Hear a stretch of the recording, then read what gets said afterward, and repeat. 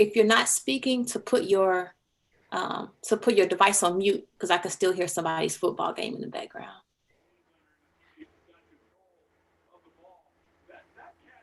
I see it's live. Yep, it's live now. If you're not speaking, to put your device on mute, because I can. That works. Mayor, we're live. If you're not speaking, to put your device on mute, because I can still. Okay.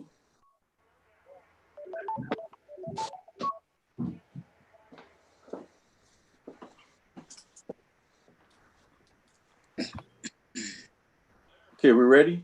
Yes. All right. Okay, I'd like to call to order the meeting of the Board of Trustees for October 19th via Zoom. This is a committee of the whole. Let the record reflect that it is, what time is it, Mary Kay? I'm showing 6:41, Mayor. Okay, 6:41. All right, if you would call the roll. Trustee Denton. Present. Trustee Steve. Present. Trustee House.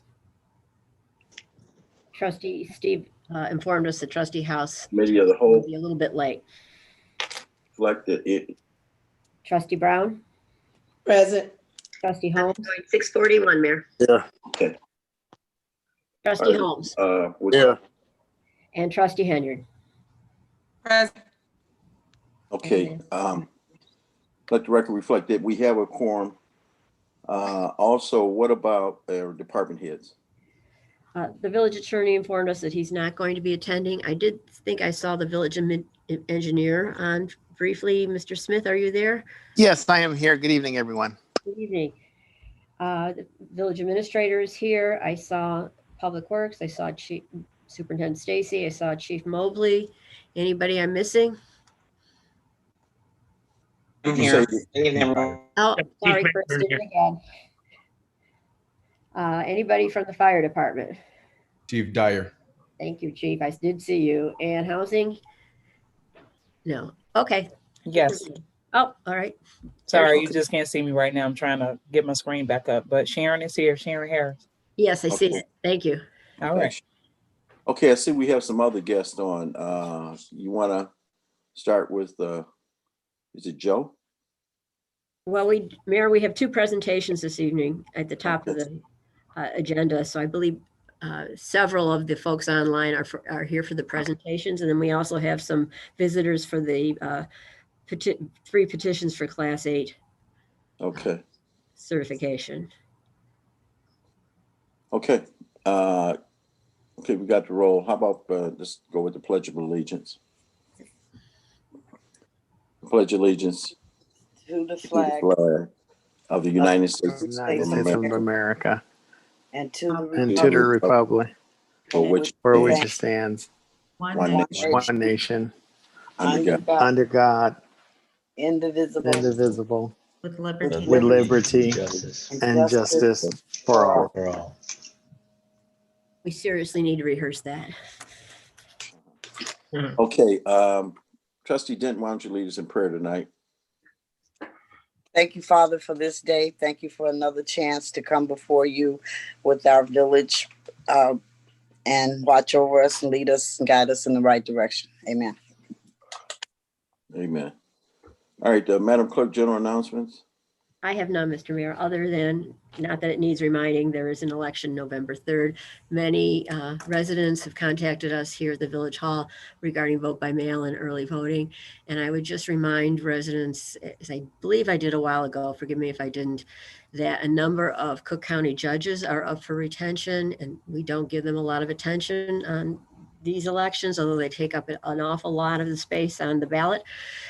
Folks who would like to know the various Cook County Bar Association's evaluations of those judges, it's as good an indicator as any as to who you should or should not be voting to retain, are available for those that have internet access on voteforjudges.org. That's voteforjudges, one word.org. And I urge people to check it out. It's pretty streamlined. You get an overall percentage of what judges have been recommended and what judges haven't. So it's, go-to shopping. And that's all. Okay, great. Trustee Holmes, I have announcements. Go ahead, trustee. Good evening, board members and residents. I'm asking that, we coming into the winter season, and I'm asking that you check your carbon monoxide, replace all of your batteries and your smoke detectors. And also, if your neighbors, the seniors, check on them to make sure their devices are working too and they have batteries in there. I'm also asking, because I have a list that I'm going to turn over to the fire department, that check your blocks for those fire hydrants. If you see any caps that are off and loose, or some that don't have caps, give me a call at 708-476-3833, or you can even call Public Works and give them that information. But we have to look ahead of time, because we don't want those caps that are off, something to be clogged up in there and the water's not coming up at the flow just in case we get a fire. We're thinking safety first, and we don't want to be running trying to find out which fire hydrant is working and which fire hydrant is not. So I'm checking fire hydrants and turning that information over to the fire department, because we don't want a disaster going into the winter. Also, I'm putting in, at the request of the residents and at the request of myself, on 142nd and Woodline, that those boulders and bricks be removed because of safety and because of a lot of gang graffitis all over on every one of those bricks. Seniors can't get to their homes because the streets are blocked up. Individuals blocking up both sides. They got to go all the way around to get to their home. And instead of getting into an argument with anybody that don't want to move, and for safety reasons, I'm going to be requesting at the next meeting that these bricks be removed. The traffic enforcement is enforcing the law, but at the same time, when they're not there, there's a lot of headache, and these seniors and residents can't get in their own homes.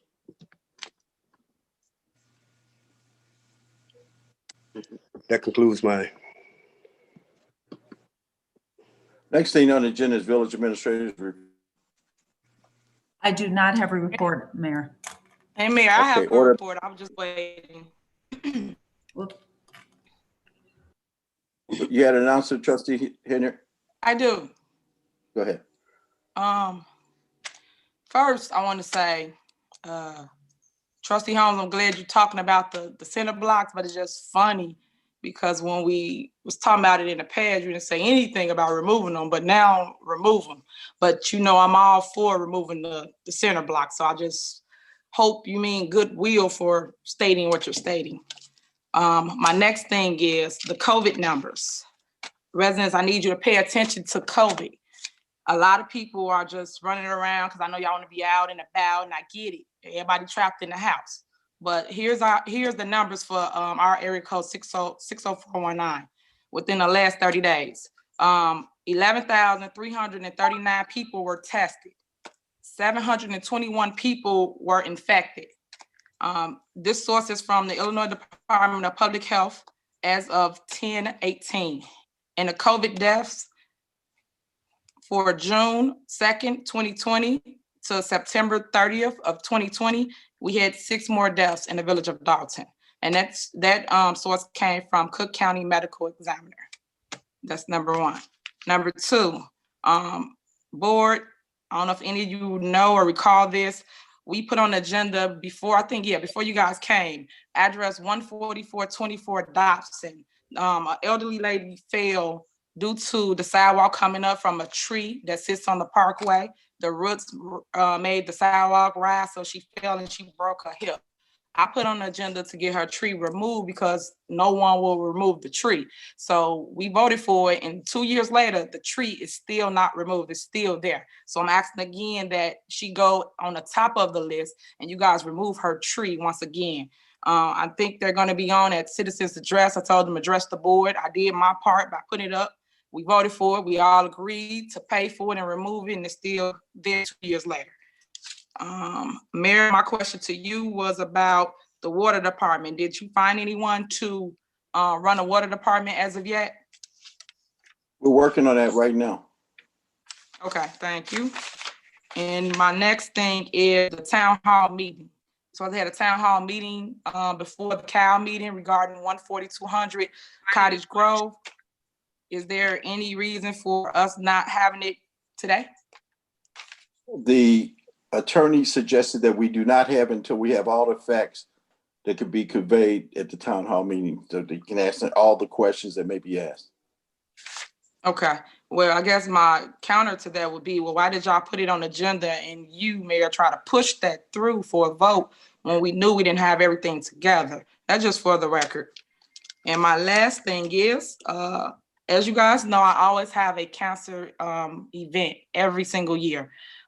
It has affected my family in several different ways. So I'm going to have a cancer awareness pink motorcade on Saturday, October 24th. It starts at 10 a.m. for registration. If you guys are interested, anybody in the neighborhood, you want to come drive your vehicle, you're not going to walk due to COVID. So you can get in your car, dress your car all up with pink different items on it.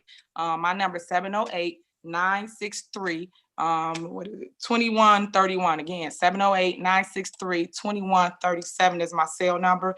Again, that is this Saturday, and we will be located at Woodlawn and Sibley. Inboard, anybody can come. I know that it has affected other people as well, so anybody can come to this event. If you guys want to come and support, please do.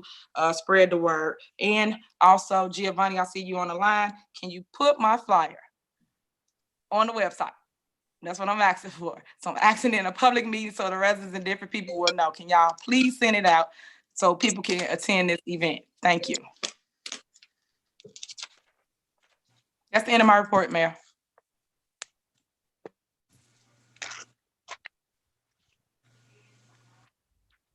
And briefly, Mayor, Okay. can I be recognized? Go ahead. Okay, it's just Trustee House. I wasn't present for the roll call, so I just wanted to ask if Clerk Dugan, if you could note me down for being present at this meeting. Thank you. Trustee. All right, thank you, Trustee House. Any more announcements? I have an announcement. We are also having a cancer walk on Saturday, October 24th at the Melody Fitness Center. Registration starts at 9 a.m. $20 registration fee, pre-registration, and a $25 registration fee on the day of the event. There will also be T-shirts that will be issued for those registered people that are going to walk. It's going to be a 4-block walk. There'll be social distancing, and there'll be a 4-block, as I said, 4-block walk and 4-block walk back. That's 9 a.m. on Saturday, October 24th. Mayor, this is your event? It is. Okay, All so why proceeds couldn't will we? go to all proceeds are going to the American Cancer Society. So, Mayor, why couldn't we coexist with that? You know I do this every year, so I don't understand what's the problem with the division as it relates to that. Why couldn't we coexist? Why do we have to do separate things if we both have the same idea, the same passion? Why couldn't we coexist, Mayor? Trustee, I have I'm not heard. asking. I have not heard, and I'm getting ready to answer. Oh, okay, so it's not too late to coexist the events. Do you want to coexist, Mayor? Do you want to do our event together? I'm willing to do that. Do you want to do that? We're not going to do a motorcade simply because it's going to tie up traffic, and it is going to cause to have extra police on duty, which will cause us overtime. I'm not sure, Giovanni, if you put it out here. I think it's been out for a couple of weeks. So weeks. Okay. So at any rate, if you want to join us, you can, Trustee Hanyard. But at this time, just that we would. Okay, you want to do your own thing. I got it. All right, thank you. Okay. Next thing on the agenda is the order of business. First thing on the agenda is the Chicago Metropolitan Agency for Planning. That's CMAP. the pavement management system. Joe, senior engineer. Yes, thank you. Can you hear me? Yes, sir. Okay. Mary, can I share my screen? Will that work? Giovanni's in charge of the screen, so I'll defer to her. Well, it shows that I see a button here, but it says it's host disabled, participant screen sharing. Have at it. Not my area of expertise by any stretch. I'll make the adjustment really fast so that Yep. you will be able to. It looks like I have the ability to share my screen. All right, just a minute where I get things going. How's that look? Good. Wonderful. Okay. Well, first off, thank you all, Mayor Rogers and the trustees and citizens of Dalton. Thank you for your time today. My name is Joe Stefanski, and I will be presenting the results of the Village of Dalton Pavement Management System implementation. I work for ARA in our Champaign office, just a bit downstate. Lax, who's with us on the call today, as well as Shahidal and I were fortunate enough to get the opportunity to work on the project. And to that, thank you to Elizabeth Scott, Matthew Stacy, and Ron Smith with the Village for helping through all the emails, the phone calls, the meetings to provide all the information during the project that we used to develop the findings that I'm presenting to you today. And in fact, thank you to Mayor Rogers who hosted and attended our kickoff meeting for the project. And that kickoff included several other agencies. So it was great that the Village of Dalton was willing to host the event, and it was a fun event. Okay, some project backgrounds and acknowledgements. This process started with an RFQ from CMAP as they're working to bring pavement management to the agencies in the CMAP region. So thank you to Todd Schmidt and Jose Rodriguez, who we've been working with from CMAP. And thank you as well to Bridget Malinowski and Abbas Kachwa from ACOM. ACOM was selected by CMAP to assist the vendors like us, as well as bring some management oversight to the project. And finally, ARA was selected by CMAP as one of the vendors for the project, and we were assigned to work with the Village of Dalton to create a pavement management plan for the Public Works Department. And that's what I'm showing today. So what do we mean when we say pavement management? The goals of pavement management are objective, they're data-driven. It's an objective data-driven approach to help communities make decisions on what roadway treatments, when to do them, and where. Pavement management stresses a benefit cost selection of projects that wants to prioritize or keep good roads in good condition through the use of preservation activities, and we want to start early in a pavement's life. And this is opposed to traditionally what's used is a worst first approach, which is essentially working on the worst roads at any given time. So we take a look at the example performance model graph in the middle of the slide there. One of the reasons we use benefit costs is because we see a nonlinear relationship of a pavement's deterioration over time. So you can see with that black line, somewhere in the middle of a pavement's life, as cracking propagates on the surface, we get water down into the pavement layers, and through our wonderful freeze-thaw cycle that we have here in the Midwest, the underlying layers, the foundation of our structure, becomes compromised.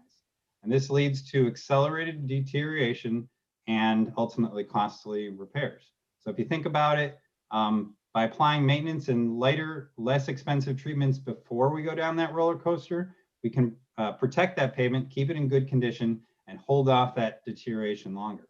So essentially, pavement management wants to preserve the structure before it hits that falling knife part of the graph. So for the whole process, starting in the upper left oval, we start with data collection across the network. We use that collected information to rate the condition of the surface. And we use that condition information to calibrate that performance model, like the example graph, and to predict future conditions on your network We work with an agency to define the treatments that we're considering, as well as the budget information.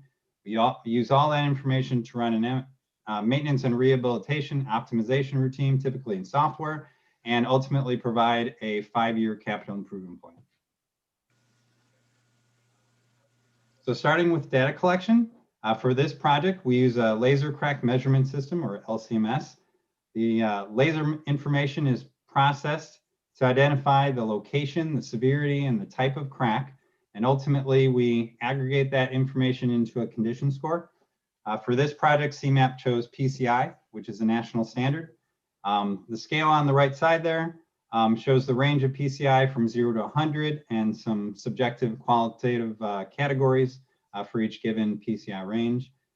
And since it is, the process is automated with some manual QC to gut check the results, we can do 100% survey coverage. Okay, so here's some examples of some PCI scores and what they might look like, starting with a new pavement in the upper left in the 90 to 100 PCI range. You work your way down to the 80s and 70s. That's where we want to use crack sealing or maybe some light patching. PCIs in the 60s and 50s are indicative of a pavement that we want to treat with surface treatments or maybe a thin overlay.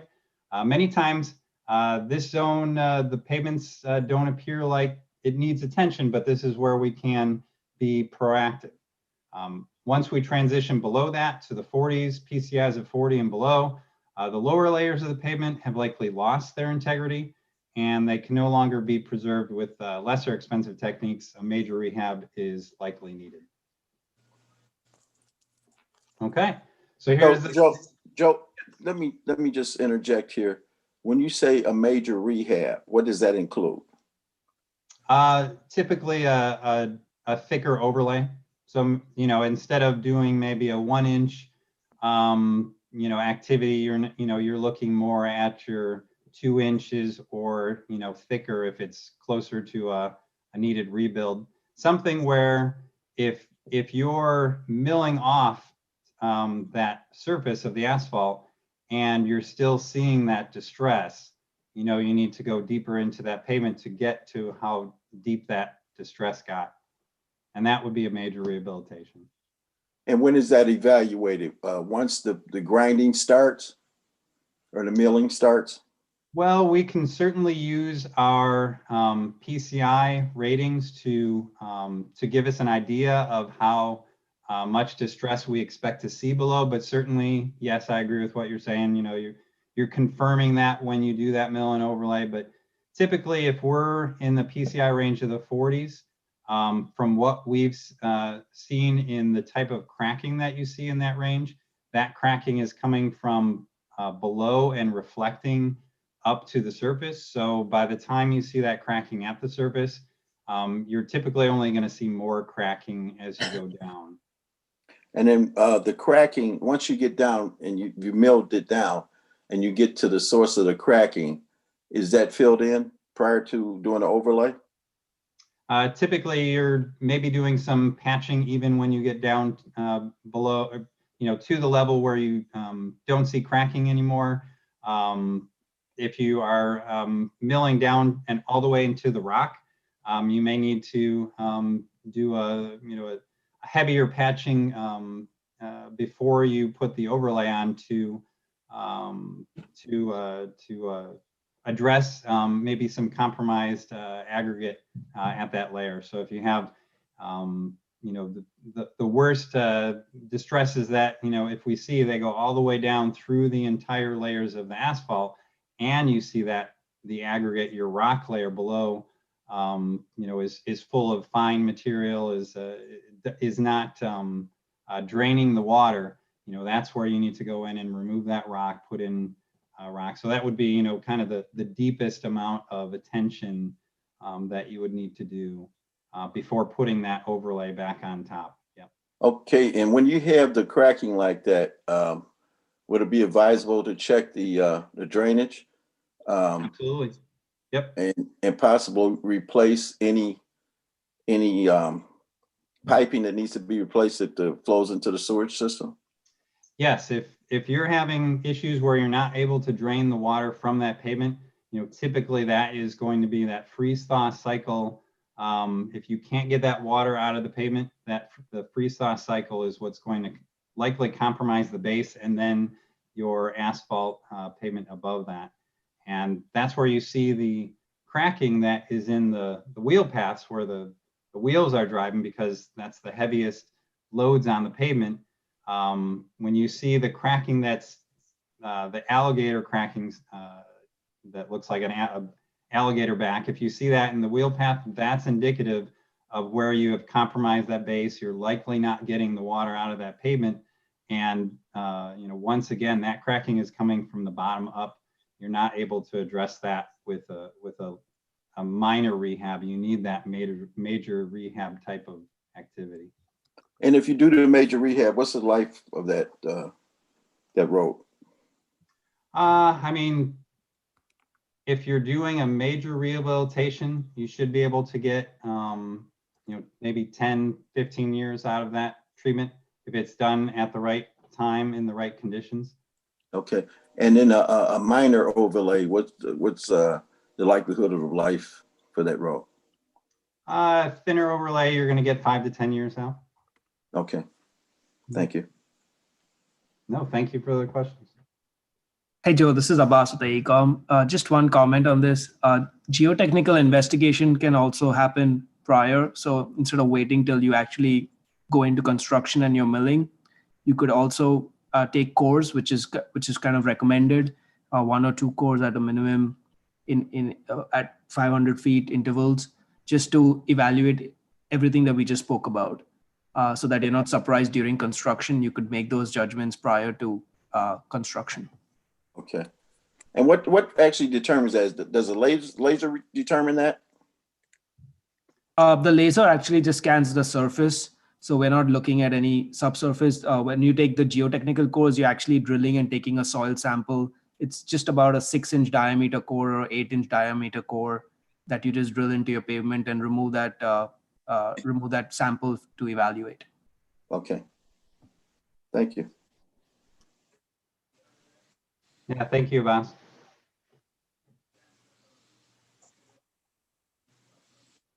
Okay. So here are the condition results, what we're talking about. So the network average PCI is a 53. Payments in general, looking at those bars, were in a transition zone from the fair to poor, even to the very poor category. Really, this is pretty typical for what we see with local roads.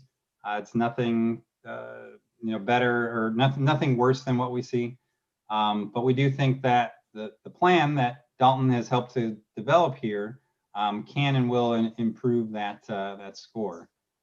It's important to keep track of that average from a network perspective, so you can see where you're going over time. Okay. So you can see, in general, where your good roads are, where your worst roads. Typically this is, you could probably correlate this with age. Those red roads are likely maybe either the heaviest truck roads or the oldest roads. And are the most traveled with traffic. Absolutely. Local traffic. It looks here like a lot of those are local roads that are not truck routes. So that's okay. Those conditions are probably from the more traffic that we've had in the oldest, the roads being so old. Without a doubt, the more traveled roads are going to see the more deterioration.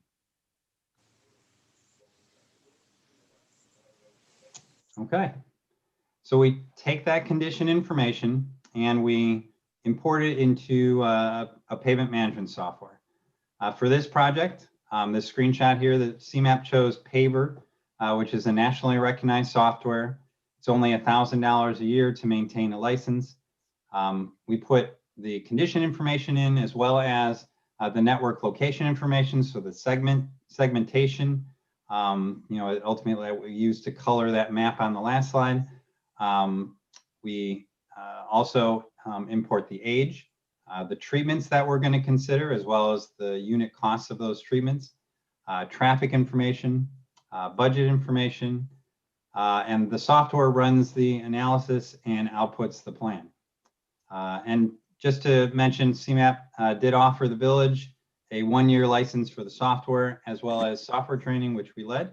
And Ron Smith was, we were happy to have Ron Smith at the training.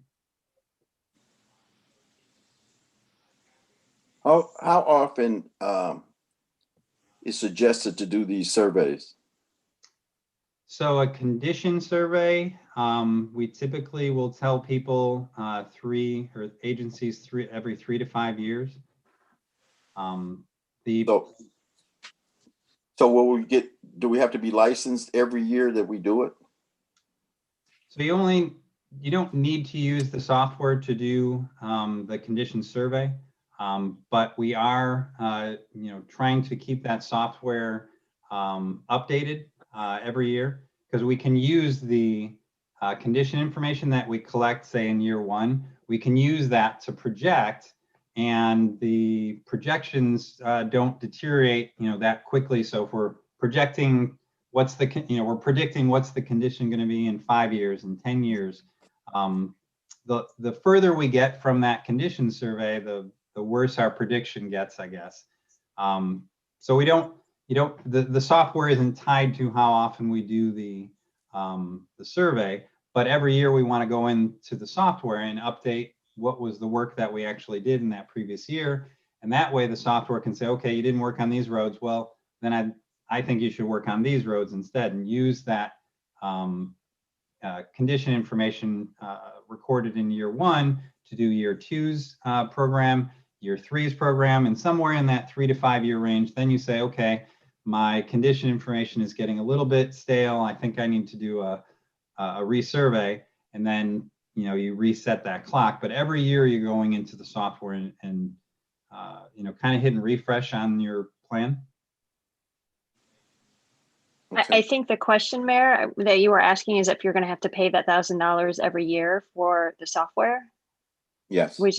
So this software is something that you do not need to do the maintenance. What the maintenance does, if you choose to maintain it. So the CMAP has offered up a free license to the village.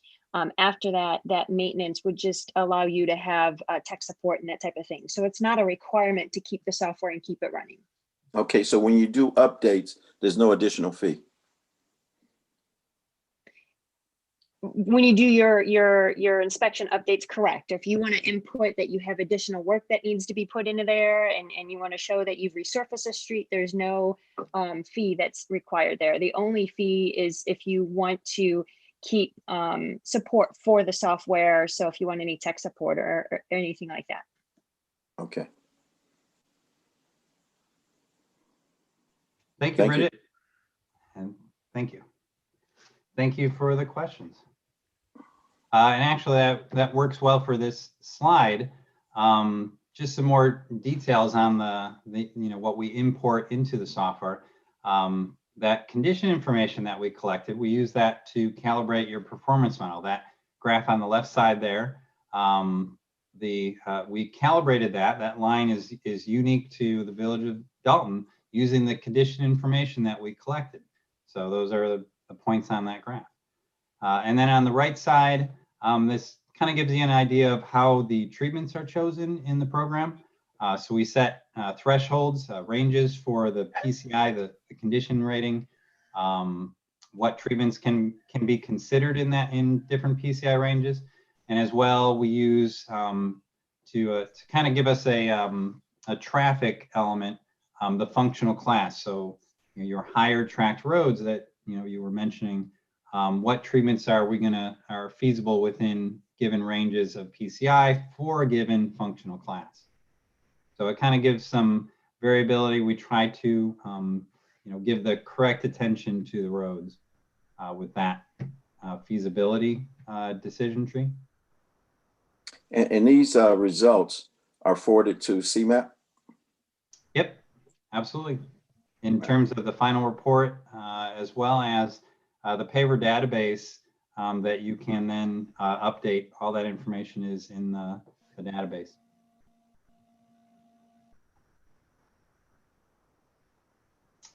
Okay, so with all the information imported and in the paper software, we ran multiple budget scenarios. The first being the expected funding, but we also ran some other budgets, some increased budget, decreased budgets from the expected, as well as some target-driven scenarios, say to increase to a higher PCI, network PCI average. And then with each scenario comes the predicted pavement condition over that analysis period shown in the chart there on the right. And not shown here, but to mention that the software provides the work plan of what treatments that are recommended or included, I guess, when and where those treatments are recommended for each of those scenarios. And that's all in the software.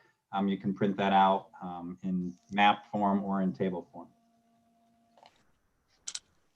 Okay. Okay, and here's the plan. This is the current, the expected funding scenario. So this is over 5 years, the analysis period. This is what the program is saying to do, what work to do, or I'm sorry, the program is saying to do work, and it's color coded by the year that that work is in. And you can see from the chart, the program does balance the budget to provide a nice level spending over the analysis period, those blue bars. But because there's different treatments, sometimes we're doing major treatments, sometimes minor, the number of miles can vary from year to year, those green bars. And I should mention, just to repeat, we did provide the populated paver database, and it contains all these scenarios, so you can rerun these, you can update what work was actually done from year to year and keep rerunning that analysis into the future. With the rehab or even the minor overlay, are the sewers that are located in the streets, are those actually corrected too if they need to be raised or lowered when you do the resurfacing and or the rehabs? Shouldn't have to. Those typically are able to work around for anything but maybe a full rebuild where there's some issues. And then what about some of the areas that have sinkholes? Well, I mean, it depends on what the reason is for the sinkhole. It could be, sometimes those are because of utility issues, and then in those cases, maybe some major work would have to be done. But otherwise, no. Once again, it's just if we're losing the integrity of the base, it's just addressing that as opposed to sewers. Okay.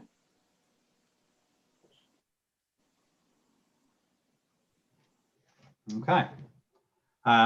First, to preface, these numbers are not from the village. They're just samples. But I wanted to, kind of sum it up and, what do we get from doing all this?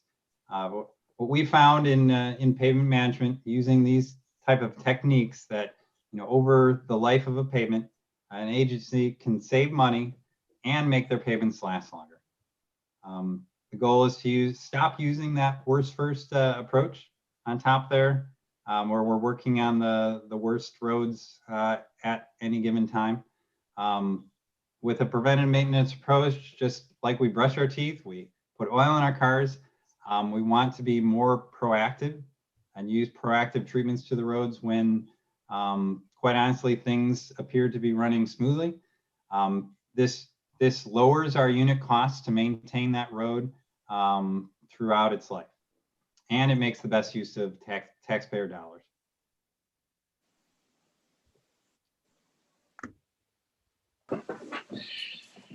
And just to add one other element, in addition to the future predictive analysis planning, Paver also uses that distress information that was captured from the condition assessment to directly estimate the amount of maintenance required, as well as the amount of maintenance per segment. So as you can see there, this is kind of a one-shot thing. Every time you redo that condition assessment, maybe, as I was saying, every 3 to 5 years, the program can tell you, okay, this is how much, crack sealing or patching that the program would recommend for that following year, or for more of the immediate future.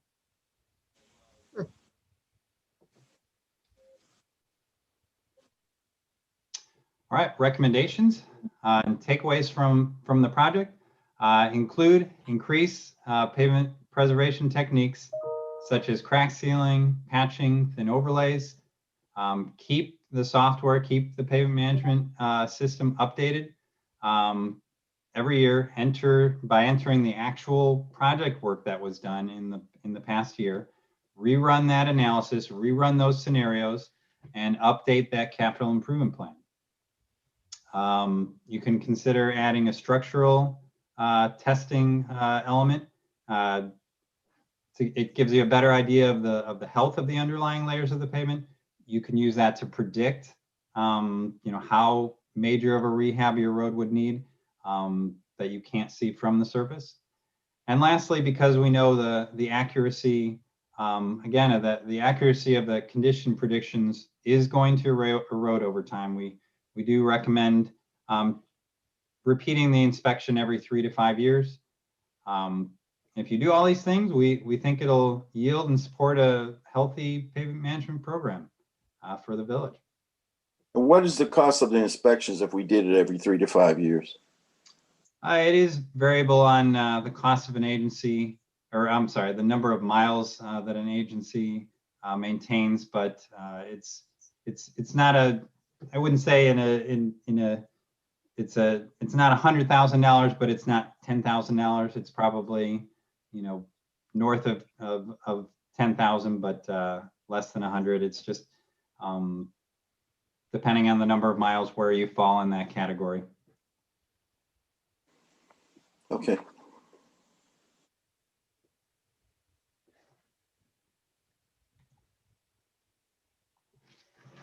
That's all I had for today.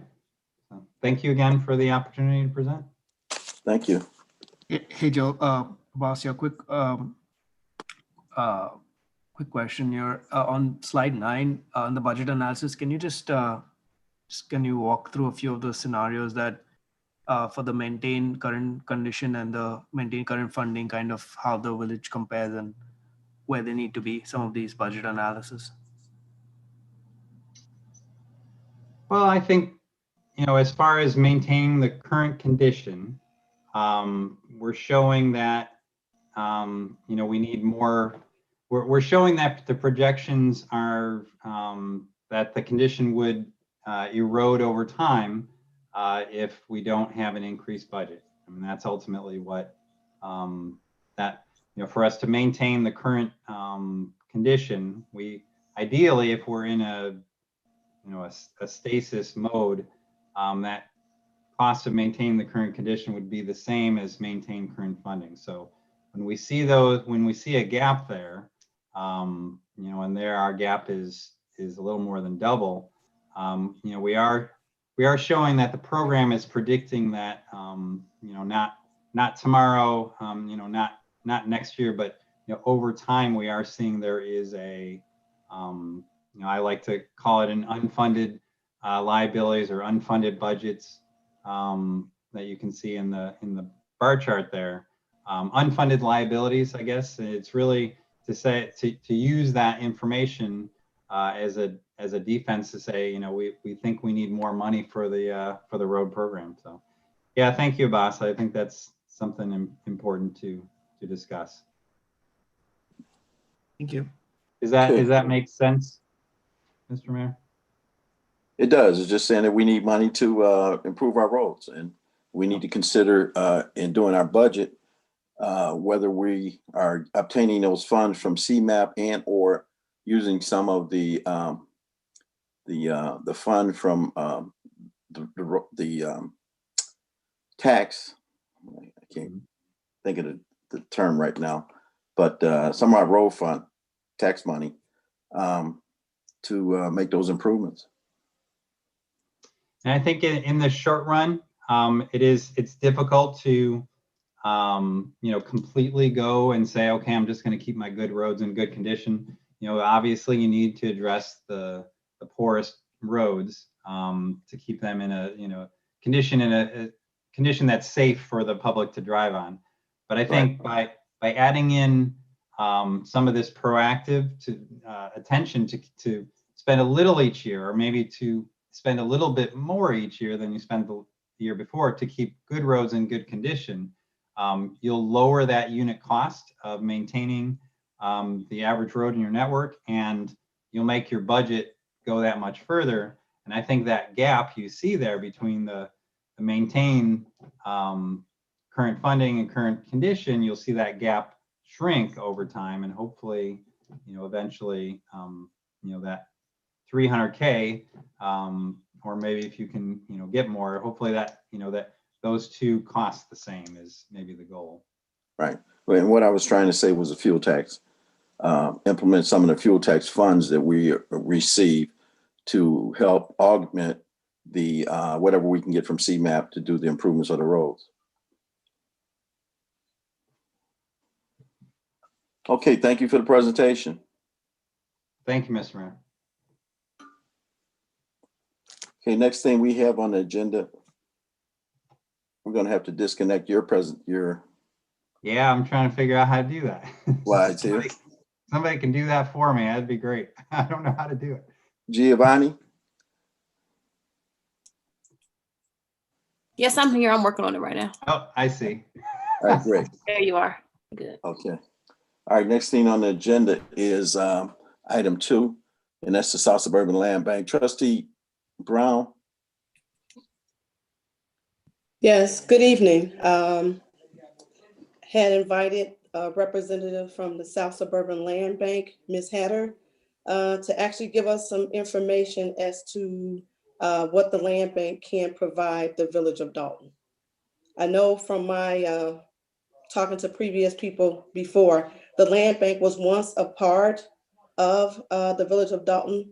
Don't know what happened, but as talking to some reps from the land bank, they were actually ousted by the previous board. So just wanted to get some information for those of us who don't know what the land bank does, to give us a chance to see what the land bank does and see how the land bank can benefit the village of Dalton. So we have Ms. Hatter present this evening to give us a presentation. Okay, is she on? Yes, I'm here. Okay, I can't see you, but. Oh, that's okay. Here, let me turn my video on. Okay, all right. So first and foremost, I want to thank you, Trustee Brown, for the invitation this evening. Some of you I'm already familiar with, so hello. To those who don't know me, I'm Stalini Hatter.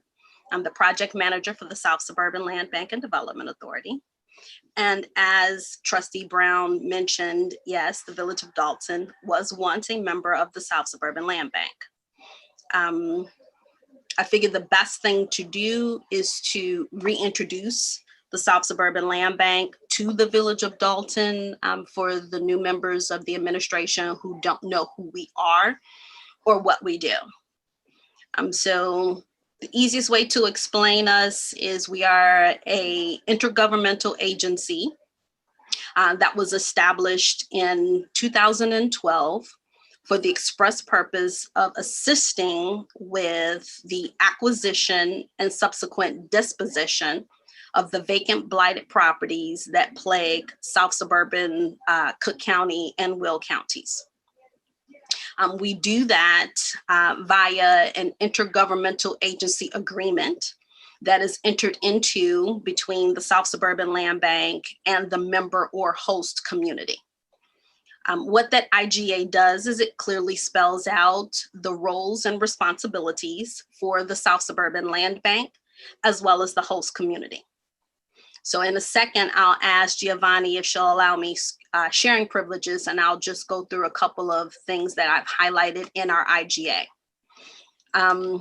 So I like to explain us in layman's terms. I'm no lawyer, but the easiest way to think about the South Suburban Land Bank is we're a craftsman toolbox. There are a multitude of tools available to the individual communities. It's your choice as to how you choose to use the tools and their implementation in your town. That being said, the South Suburban Land Bank does not do anything in any of our member towns that we are not asked to do. History, there are 2 land banks in the Metro Chicago area. There's the Cook County Land Bank and us. We do hold the dubious distinction of being the first land bank in the state of Illinois. Cook County Land Bank was opened shortly thereafter. We have slightly different models, but very similar missions. Again, with the acquisition of the vacant blighted property and ultimately to get it active on the tax rolls again. The difference between Cook County and the South Suburban Land Bank is think of us as macro and micro. Cook County Land Bank operates at the behest of what's in the best interest of the county as a whole, whereas the South Suburban Land Bank is more grassroots. Again, we work specifically with our member towns to do what is in the best interest of that town. So Giovanni, if you don't mind giving me screen privileges for just a few moments, I've highlighted a couple of sections with the IGA that I would like to point out for you guys.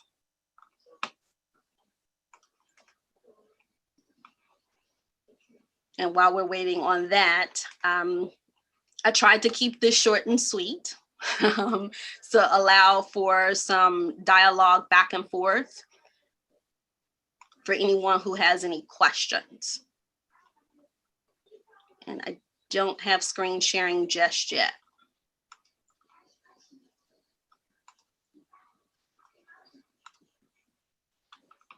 Waiting a few seconds, Ms. Hatter. I transferred some of the privileges over to Mr. Stephens Joe, the previous presenter. So I'm just kind of recalibrating here for a moment. Gotcha. Okay. Well, while we're doing that, a couple of other notes. Part of my job as the project manager, I manage the field. So from our inception until today, I keep up with every parcel that has been acquired and either those that we continue to hold or those that we've sold. My job is to track who it's sold to, what it's sold for, and hopefully if I get a cooperative buyer, I keep up with the before, during, and after construction pictures. So give me just a moment. You should be able to share your screen now. I've got it. So can you guys see my screen? Yes. Okay, so again, I thought the best way to reintroduce ourselves is to, use the legalese, what our purpose is. And again, it's similar to just getting vacant blighted property active on the tax rolls again. But this specifically spells out what it is that we do. And if I go up to page 1, you'll see this is the actual intergovernmental agency agreement that's entered into by a member town and the South Suburban Land Bank. So again, this is our purpose, to acquire and dispose of our vacant blighted properties. I highlighted this section right here because I think it's really important. With there now being 32 member communities in South Suburban Cook, Will, and Kankakee counties, I want you guys to know as a municipality, no other community may obligate any other community. So although the South Suburban Land Bank is a regional development authority, no other community or our board has any way to obligate the village of Dalton other than the local board representative for the village of Dalton. What our powers are under our IGA, I've highlighted section F right here.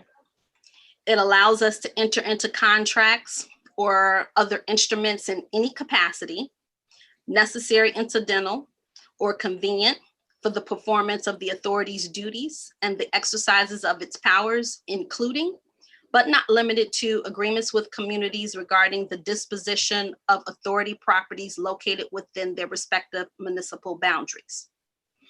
I highlighted that section because what we tell our buyers of our land bank properties is to consider the municipality as a silent second seller. Meaning, the South Suburban Land Bank does not make the decision ultimately alone as to who we sell a property to, who we lease a property to, or anything without us discussing with the local board representative what that end goal is going to be. The reason why I'm pointing it out is sometimes it's easier for us to see and understand the document. It's 16 pages deep. Some people read, some people don't. Some people are auditory learners, some are visual. But again, there is nothing that is purchased or sold in any of our communities that is not agreed upon or asked of us to do. Question. Sure. I'm sorry, who's asking? This is Edwards, Trustee Steve. Hi, Trustee Steve. How you doing, Staley? The question I have is that from me understanding this, and you can help me understand it better. The land bank can come in and take, like on my block, I have an empty abandoned house on the end of my block. The land bank can come in and take control of that and sell it to somebody, and then we would receive the profits from that, or sometime how would the profits go? Would it be split up? How does that even go? It depends. And when I say it depends on what the agreement is between the municipality and the South Suburban Land Bank. Okay. So our existence as a development authority is contingent upon us buying and selling real estate. We were set up in 2012 with a grant from the Attorney General's office, which was the National Foreclosure Settlement. And we are now in what we would consider the reuse funds. So we are completely self-funded to date, unlike some of the other land banks across the nation. We do not have an automatic funding mechanism from the state of Illinois to provide us with continual income stream. So to answer your question, yes, we do profit sharing. In fact, the water treatment plant that's in the village of Dalton, the one on Greenwood, that was a profit sharing. The Taco Bell on Sibley, that was profit sharing with the municipality and the South Suburban Land Bank. The residential stuff, the ones that we've held to date, those haven't been profit sharing. No, the commercial stuff has been, but not the residential stuff. And so you're saying we can move into an agreement where there's profit sharing on the residential and the commercial side. We kind of if you put that amendment in, yes.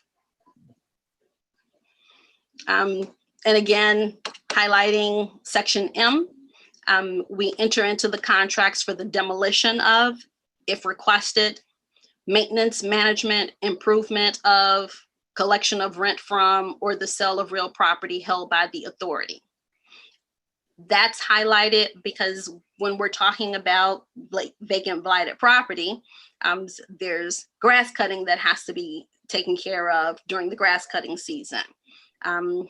It's vacant. Vacant properties are crimes of opportunity. It doesn't matter where it's located. It's just a crime of opportunity.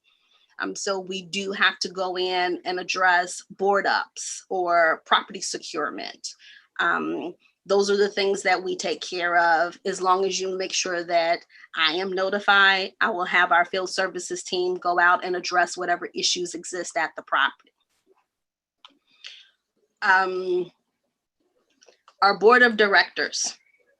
This is a really long section, so I am not going to bore you all with reading it to you, but I highlighted it because from my understanding, a source of the contention originally on how we were ousted were questions regarding who's appointed to our board. So for the Village of Dalton or any other member town, your local town has to pass a resolution where the town has agreed to the appointment of its local director. That local director can be your elected official or anyone else in your city government. That can be your city manager, your city administrator, trustees. It's, again, anyone that's right here in section A, subsection I, or 1, 2, 3, or 4. That's Excuse really. me for the interruption, Sulaney. Sure. I know initially when the land bank started, they had all the mayors from the towns as their appointed members for the board. Has that changed? That subsection in the agreement changed? No, sir, this is our original agreement. Okay. Are there still a number of mayors on the board? Oh, absolutely. Okay. Yeah, this is one of the ones I picked up from one of our other towns from 2016. It's whomever your board delegates. And I have here your sample resolution that has to be passed, that will be voted on as to who the Village of Dalton decides needs to be on that board. I got a question. So it can be anybody, and it can be 2 or 1 person only. It's actually rather silent if it's 1 or 2. The Village of Midlothian has 2. They have 2 of their trustees. It's whoever you designate in this resolution that's on your screens right now. But they have to be a member of your city government, whether they're by employee or by election, if that makes sense. Yeah, it do. I know you guys was with us prior, so I wouldn't make the same mistake and put the mayor back on there. I would definitely go with a trustee. So I'm for you guys coming back, as long as it's not the mayor that sits on that board to decide what to do with the properties. I'm fine with that. That's up to the board to determine, Trustee Hanyard. Well, if y'all want the history, y'all can ask, but we did have the land bank and the mayor did sit on that board. And then the mayor did start going after the properties for himself. That's not what we do. So what I'm saying is that, hold on. So what I'm saying is that Tiffany, Trustee Hanyard, is not voting for the mayor to sit on that board. So if you want to pick 2 trustees, I'm for that. Thank you. It wasn't the fact that you voted against the land bank to take me off. It was the fact that you had some other interest that you voted for to put the land bank out. For clarification. Go ahead, Sulaney. Well, I figured that was going to come up too. So let me digress. The South Suburban Land Bank as an entity, as an organization, is an apolitical organization, meaning we have to work with whomever is delegated to serve on that board, because we are very cognizant of the fact that every 2 years in South Suburban Cook, there's an election. So mayors, village managers, or village presidents and trustees rotate every 2 years. So we don't tend to get involved in the local political minutia. However, the PowerPoint that you're looking at right now, these are the properties that we held in Dalton during that initial time period. And as I said before, I have a really huge Excel document along with this PowerPoint document that lists the property address, just a particular specs of the house, which realtor we listed it with, and subsequently who we sold it to. That being said, occasionally, if we can get access to the developer, we do ask for after construction pictures or during construction pictures, because it's my job as the project manager for the field I always know what a property looks like at acquisition, which allows me an opportunity to showcase what was done to a property once it's been sold.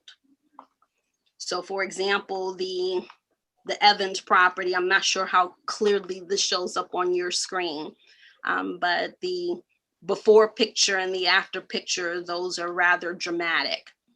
And although I didn't keep up with the Clark Street property, I do have several others. And this one right here, so again, a little history, 14431 Irving was actually a property that was donated to the South Suburban Land Bank from the Village of Dalton. And this one was sold to an owner occupant. So it was indeed broad code compliant. And he is occupying that property as of my last contact with him. Trustee Hanyard, to your point, again, these are public record.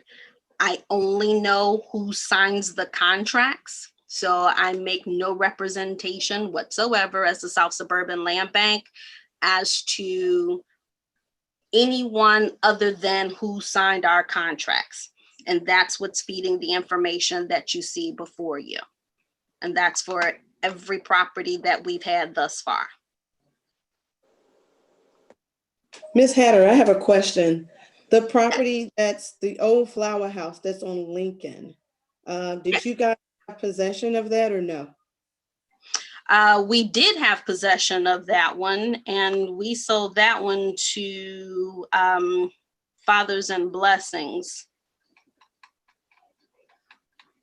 And they're not finished as of yet. So this particular document does not have their after pictures. It's my understanding that they are working slowly as a non-for-profit. It takes them a little bit longer to complete their rehab. Hold on. So is there a time that we give everyone? Is there a time frame we give them or no? So there is. With the South Suburban Land Bank, whether it's commercial or residential, there are 4 components that are required to be considered a complete submission for the acquisition of a property from us. You need a purchase contract of some sort, be it a board contract from a realtor or purchase contract drawn up by the buyer's attorney. You need to fill out our property purchase application, which is basically the introduction of the buyer to the South Suburban Land Bank, the resources that you're accessing, because clearly none of our properties are turnkey. So what resources are you accessing to bring the property code compliant, as well as your experience with rehabbing distressed assets. The 3rd and 4th components go hand in hand. It's a scope of work with estimates. So again, I'm field. So I have stepped foot in each and every property that we own. I know what's wrong. So if, for example, you get an out-of-state investor that's trying to buy something sight unseen and they have their boilerplate, kitchen, bathroom, rehabs, but you haven't addressed the fact that it's missing plumbing or there's a hole in the roof. Those contracts are scrutinized a little bit more closely, and those get bounced back asking for more complete information on the scope of work. And then the last thing is proof of funding, inclusive of purchase and rehab. That's key because, of course, almost anybody can come up with, 20, 30, 40,000 to buy a property. But if it's priced at that level, it's probably because it needs almost 6 figures worth of rehab. So again, we're looking for proof of funding inclusive of purchase and rehab. If we do not get those 4 components in its entirety, that offer is not submitted to our local director for consideration. It gets bounced back to the realtor, letting them know that we're missing one of those 4 components. If the submission is complete, that then gets forwarded to the local board representative for discussion and consideration, if that makes sense. And because we're on the old flower shop, and that was sold to a non-for-profit. This isn't the first non-for-profit that we've dealt with, and it definitely won't be the last. But the difference between the NPOs and the for-profits is that their balance sheets don't tend to lend themselves to the undertaking of a purchase and rehab. So what we have to have from the non-for-profits are funding mechanisms like our partnership with CCLF, or the Chicago Community Loan Fund. CCLF has a purchase rehab loan product, so it's one loan to buy and rehab properties. They work a lot with non-for-profits. CCLF actually has a local board member, an expert director that sits on the South Suburban Land Bank board. So we work really closely with those collaborations to bring funding together with buyers to complete the mission of rehabbing a distressed asset that we own. And we also have to have firm letters of support for the non-for-profits that are working with organizations that can do donations in kind. So donations of material, donations of time, donations of tradesmen, so akin to the Habitat for Humanity model. Okay. One question for you. Question. I'm sorry, which trustee? Because there are two of you. Okay, this trustee Brown, did the village get any funding from the sale of that property? Did we get anything from the sale of that property? Did the village? Not the Lincoln Avenue property, no ma'am. Not that one. I got one question. The Standard Bank building, I remember Blue 1647 was coming there, and that was a few years ago. What is the update with the Standard Bank building? The Standard Bank building was sold to a construction incubator. So the Blue 1647, their funding didn't go through. Oh. So they were no longer able to do the construction build out that they needed.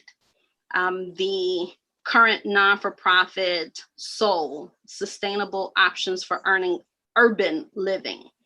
SOUL was actually granted a DCEO grant through the state of Illinois.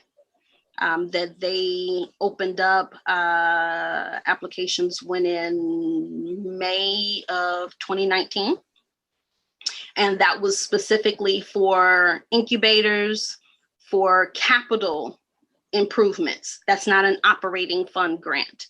So those funds could be used for the acquisition or rehabilitation of existing properties, or acquisition of land and construction for incubators or minority-owned business. That was a state of Illinois grant that they were awarded. I think this is good information. I think moving forward, whoever we decide to put on this board is that, we can have a monthly or bi-monthly update as far as every property that that you sold, that you are selling. It'd be good. It's just good information. Maybe our Trustee Brown is in our committee. She can just go through this. So again, I'm your point of contact. So if it's an email you want me to shoot you, that's not a problem. Sulaney, I talked to I'm sorry, what is it? Staley. It's like flipping that S and that T. Yes, Staley. Okay. My last conversation with Russ Writing, your executive director, he mentioned the fact that on this particular building, on the old bank building there on Lincoln, that they had obtained the funding and they were going to be moving forward pretty quickly. And I think that was about a couple of months ago. What is the exact status right now in regards to the property? We closed on that property in the middle of COVID. So the closing date on that one was either late July or early August. Okay. So they will be moving forward pretty soon. Yes. Okay. While we're on that, also the grass needs cutting there.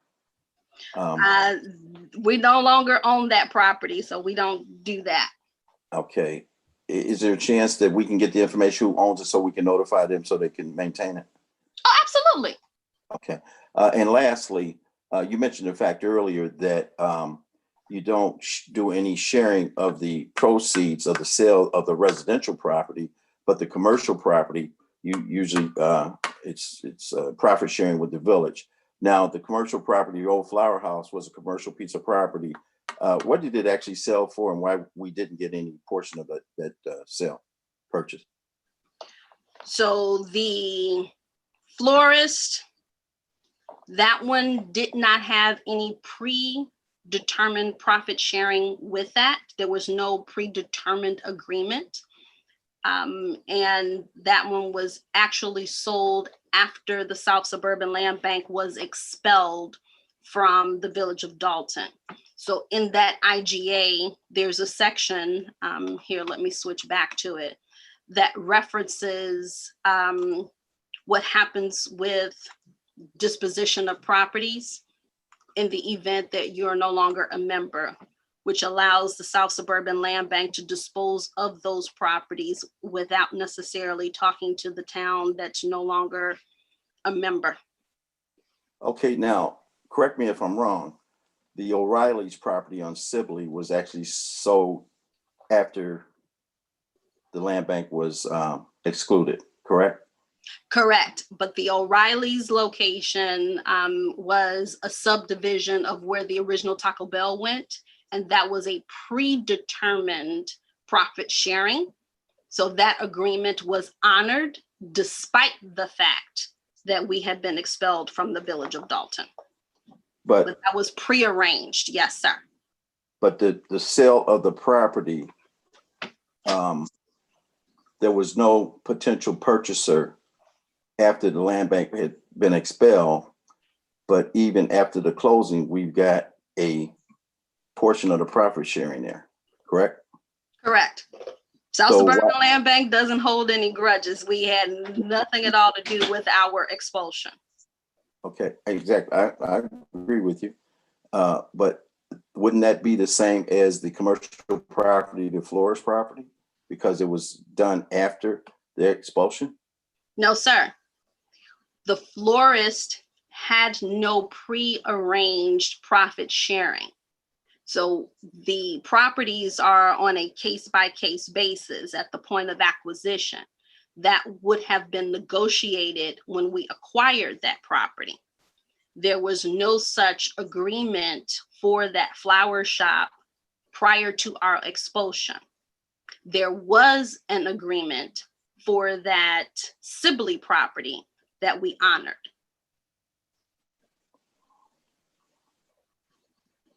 Does that make sense?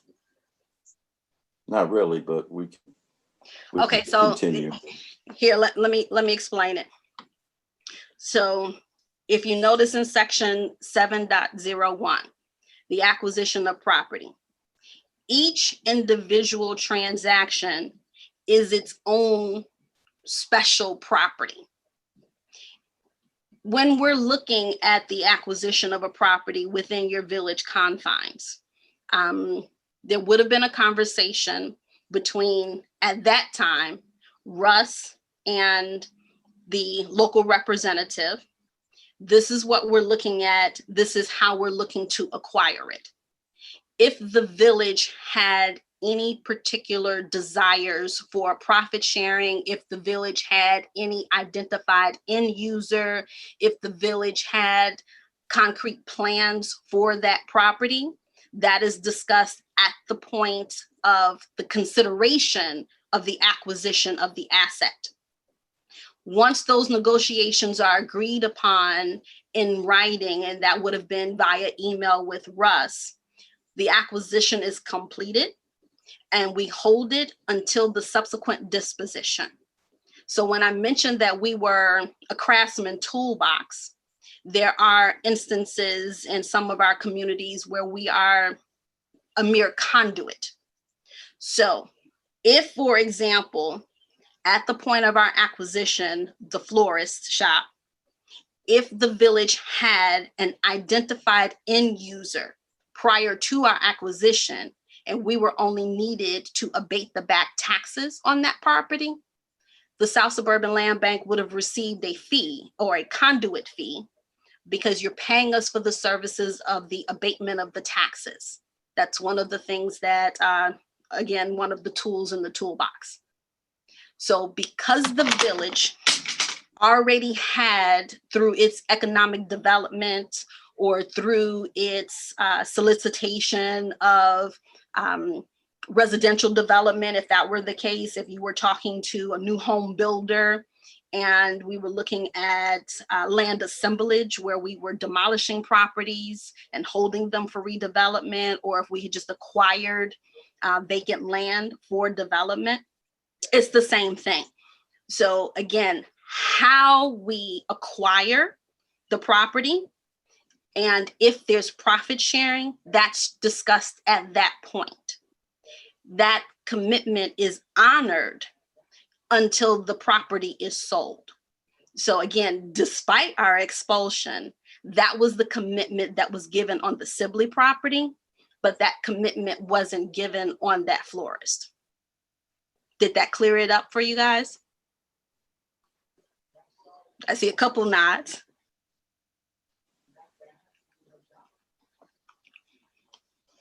Yeah, it cleared up for me. Okay. And then the very last thing that I want to get to is the execution. So that gets signed and notarized,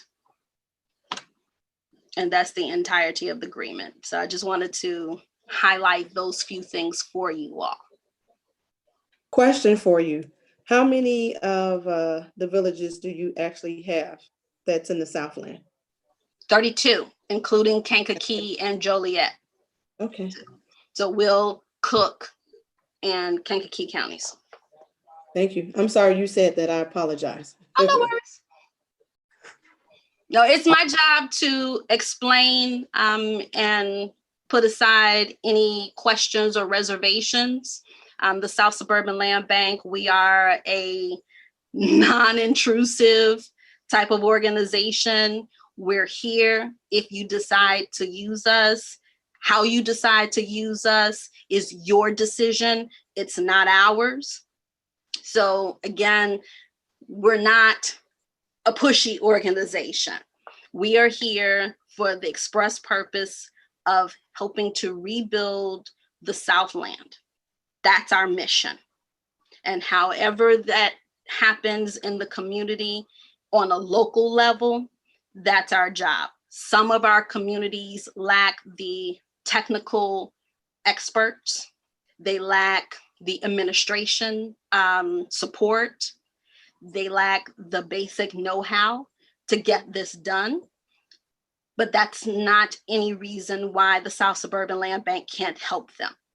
So my job is to explain or re-explain, introduce or reintroduce, whatever it takes to make you feel comfortable, because we are not the big bad government coming over to take in, move Section 8 tenants in, everybody's afraid it's going to be a rental community. That's not at all who we are.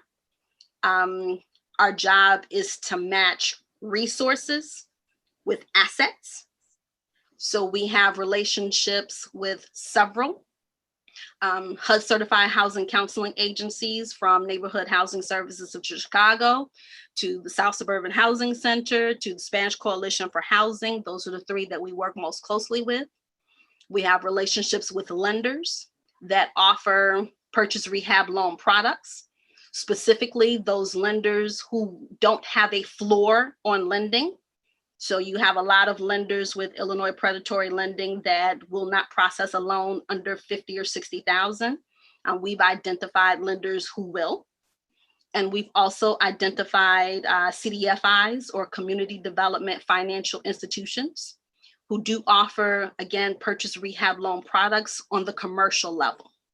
So again, how are we serving the communities if we can't match funding to the asset, right? Because again, anybody can come up with $20,000 to buy a house, but can you come up with the 80 to 100 grand to fix it? And that's our goal. So Did I put any other questions or reservations at ease? If not, ask me, ask away. One last question. Did we ever answer the time frame? Once you purchase, a person purchased a property, is there a certain time frame we give them to actually rehab? I Yes, don't know. Go ahead, I'm sorry. Yes, ma'am, I'm sorry, I did not answer that. So in that fourth component, once that offer is complete, it's given to the municipality for review. If the municipality says yes, they agree to accepting that buyer, it then gets forwarded to our legal department. Unlike a traditional real estate transaction, the buyer submits a contract that's already signed. The seller then signs that contract, it's executed, and they get rolling. Now, with the South Suburban Land Bank, you submit a contract to us. There's an addendum that's sent out. There's one for investors and one for owner occupants. That addendum has a clause where you, as the buyer, are agreeing to bring the property code compliant within a 12-month time period. There's also a clawback clause in there that if you don't, and we don't hear from you, that we have the ability to recall that property irrespective to the investment that's happened. To date, in the 7.5 years that I've been involved with the South Suburban Land Bank, we have never exercised that clause in our addendum, but it is there. So we have had investors that have walked away from contracts for that very reason. And when I mentioned there's a difference between an owner occupant addendum and an investor addendum, for our owner occupants, you are required to take home buyer education class and submit a statement of income. Those were requirements imposed upon us by the Treasury Department when we were instituted. And those requirements we continue to have. So we do have investors sometimes that will say they're owner occupants because they want to be considered, preferential. And they get awfully ticky on the back end because, again, it's not how you're purchasing it, meaning financed or cash. It's the occupancy that triggers that HBE. So I think I got you that time. Yes, you did. Any other questions or thoughts or concerns?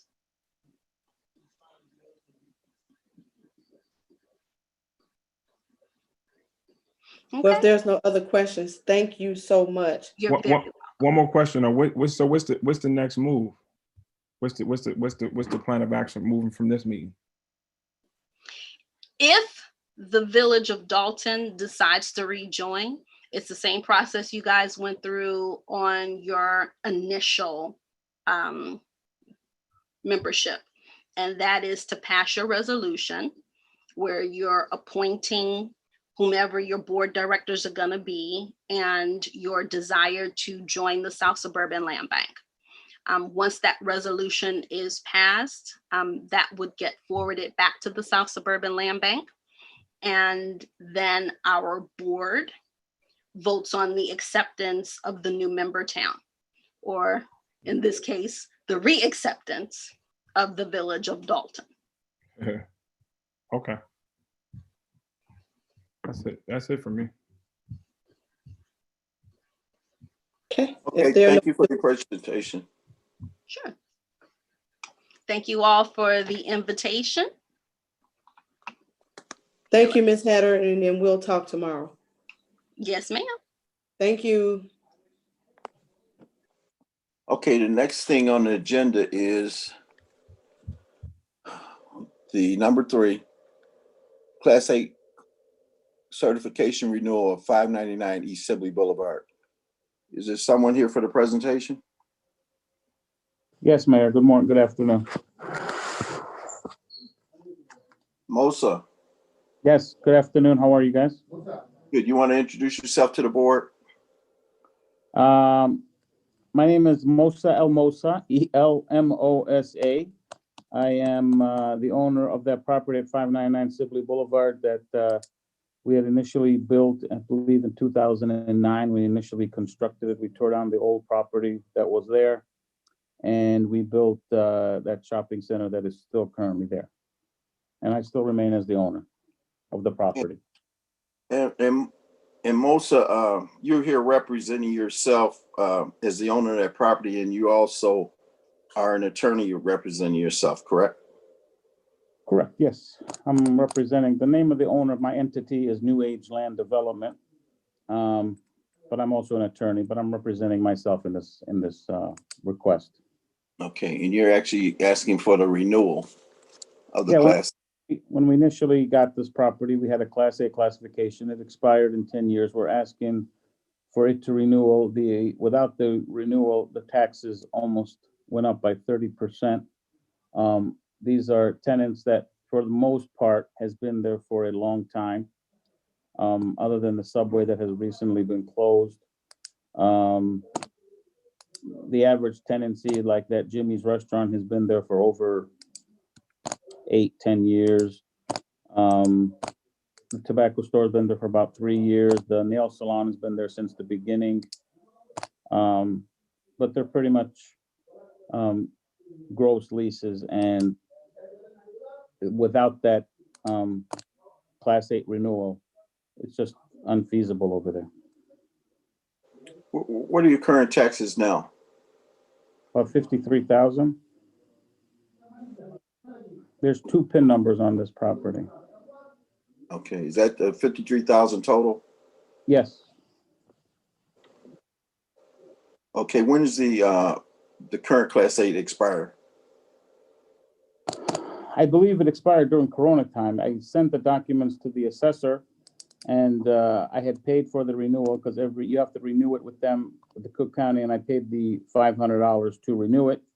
And now they're just waiting for the village resolution. Okay. Do you still have a current mortgage on that property? I do. It's with Grand Ridge Bank. There's a mortgage for $1 million still on it. Okay. Any questions from the board?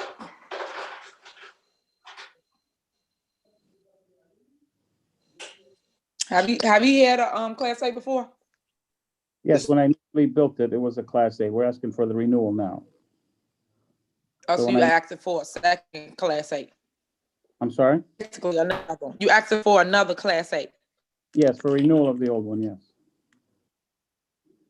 Okay, I'm just asking because I know before they always say if a person had one, they don't want to give them another one. So I'm just asking. Thank you.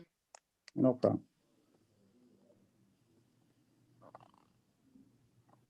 Any questions from any members, board members?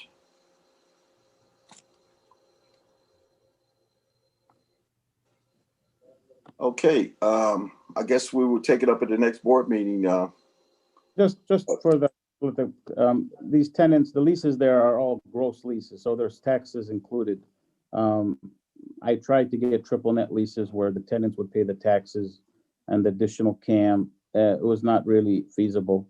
That's why I'm having a tough time with a couple of the tenants, including not the nail salon. Well, the nail salon is also hurting, but the hair salon over there, there's a hair salon over there that, I've been charging her almost $1,300 less than her current rent because she's having a tough time during Corona, and she was closed for about 3 months. So I've agreed to give her a temporary break or something. But there's no way I can have triple net leases on that property other than it's going to be vacant for a long time. So hopefully this resolution will allow me to continue to keep that property going well over there. Okay, Madam Clerk, you want to try to get a consensus on this?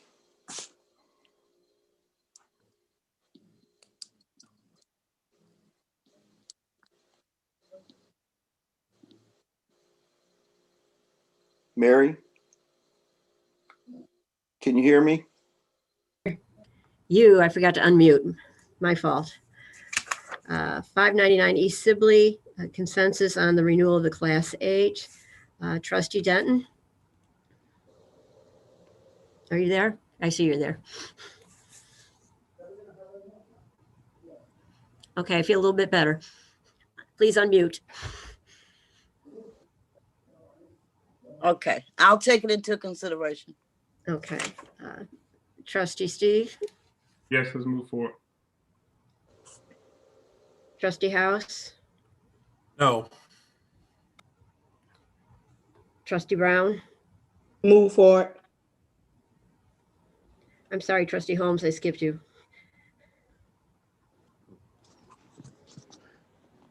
You got it? Yes, we can hear you. Okay, no on that one. I'm sorry, no? No on that one. Okay. And let's see, Trustee Hanyard. No. 1, 2, 3, 4, 5. So I'm missing. I think I got everybody. Did I miss anyone? Trustee Denton, question mark. Trustee Steve, yes. Trustee House, no. Trustee Brown, yes. There we go. Didn't write it down. Trustee Holmes, no. Trustee Hanyard, no. Is that correct? Sounds like it. Yep. Okay. So we have right now 2 yeses, 3 nos, and a question mark.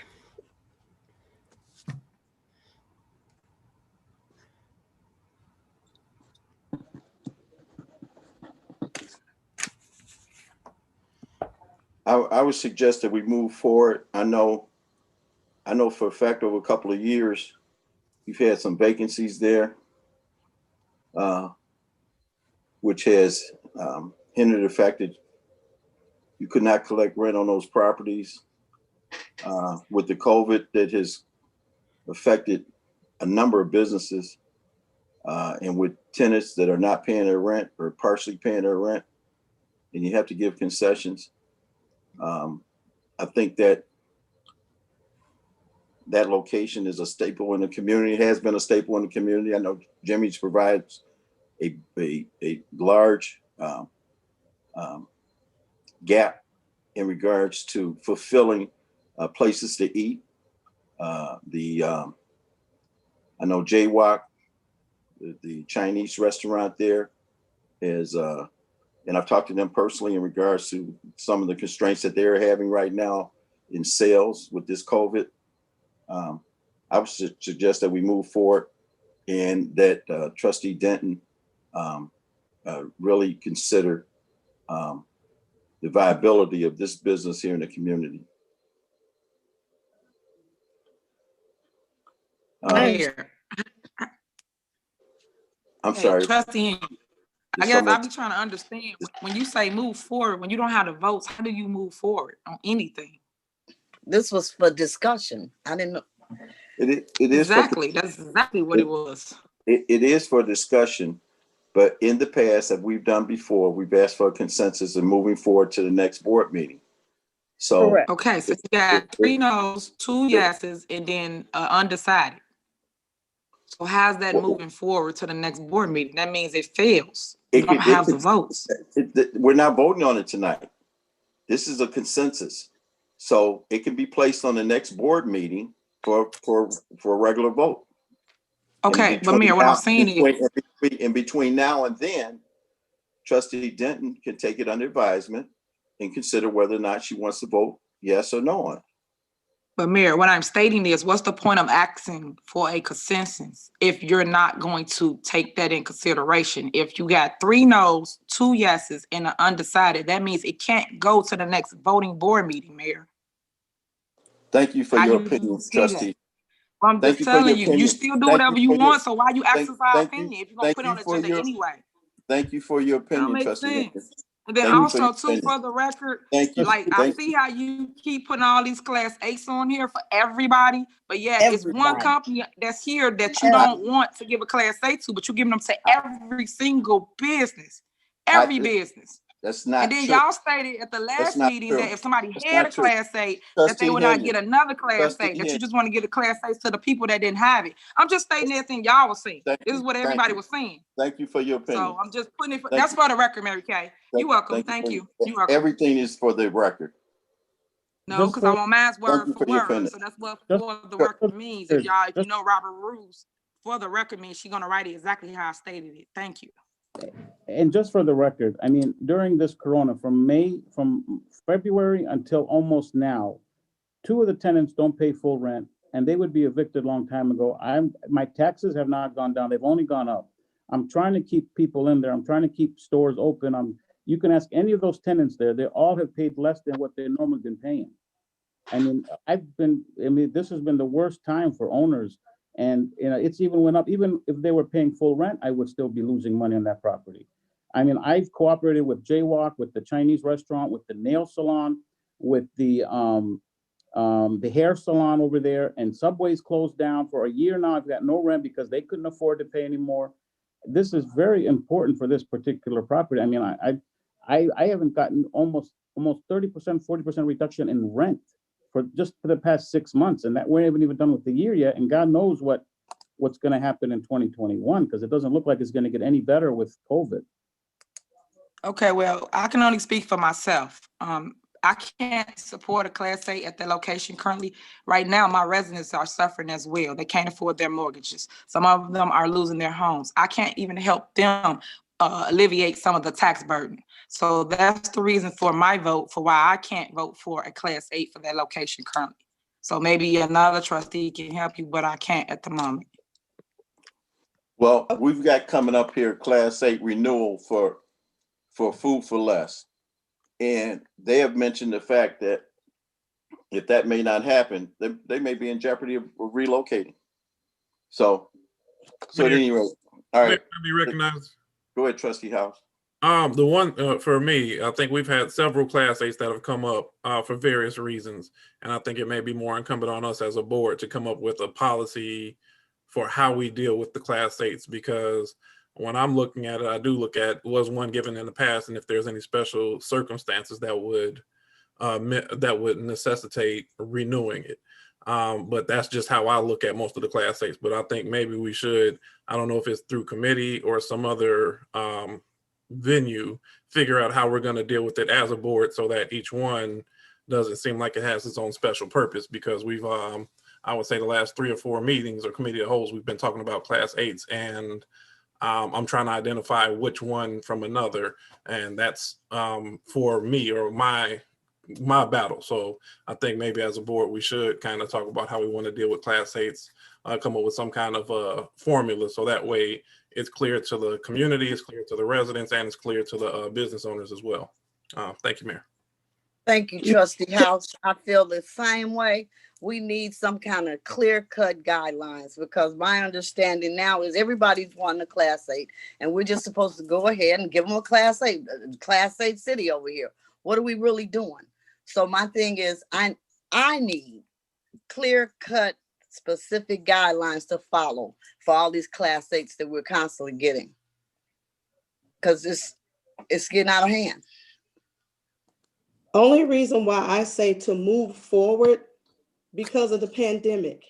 A lot of businesses have been closed, not able to be open. That means if you're not open, you're losing sales. When you're losing sales, no one can pay rent. These owners of these businesses are not able to pay rent if they're closed for a certain time. Again, no one asked for this pandemic. This is something that was actually brought on us. I know I hear people speak, back in the past. We're moving forward with a new board. This is a new board. What happened in the past, leave it in the past. If we're going to come up with some kind of resolution, okay, or something that we all can agree on to say, okay, if you had it for 2 years, then you can't have it another year. But what's in the past, leave it in the past. But again, a lot of things were brought on because of the pandemic, and that's beyond anybody's control here. Trustee, remember that when y'all cut people water off, because of the pandemic, make sure y'all don't cut their water off. Get them the same courtesy you giving this businessman. But again, if you don't shut water off and continue other things, the village will fold. So there's certain things that be in one category and the others in the other category. If you don't collect taxes here and other revenue, you won't be standing here as well. May I be recognized? Go ahead, Trustee. I know on the that strip mall, I know that I met that owner of Jaywalk, and I met the owner of the hair salon. And I know since COVID, they've definitely been affected. So I know if he has to go up on his rent on the hair salon and on the Jaywalk. So I know may not be good for them businesses there. So that's something that we should take in consideration as well. Yeah, I mean, thank you, trustee, but I assure you, three of those four tenants are not paying what they want. And I prefer to have, people in the place, even if they're not paying the full rent. I mean, Jaywalk is not paying the full rent. The hair salon is not paying the full rent. The nail salon is struggling, wanting to leave. I'm trying to cooperate with them. But if there's no, it's just a very difficult situation. Jaywalk's business, he was decent before this, but of course, because of this Corona and everybody's affecting the Chinese restaurant, they're blaming him. The hair salon, of course, it's very difficult to provide services during Corona. He's struggling. Jimmy's is also struggling. He can't do sit down in his restaurant. So, I mean, I understand, the city wants as much taxes as you can, but, we need to keep the places open. We need to keep the business. You don't want vacancies. You don't want empty units. That ain't going to help me. That ain't going to help the city. That ain't going to help anybody. The businesses, they're mom and pop businesses. These are not corporate businesses. These are guys just trying to make a decent living. You guys can ask any of the plaza you want. I've been more than trying to help everybody. If they're late, I don't charge late fees. I don't even, water bill, I put it on myself. I don't even have there's only one water meter, and I don't even have the tenants pay for the water. I'm just trying to, keep that property just as full as I can. And I just hope that the board understands that. It's just been a very difficult month, at least for 2020. And I don't know about 2021, doesn't look much better.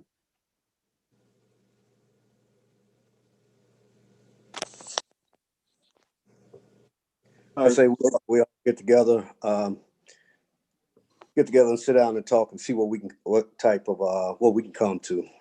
I agree with Trustee Denton. Thank you. All right, thank you, Mr. Elmosa.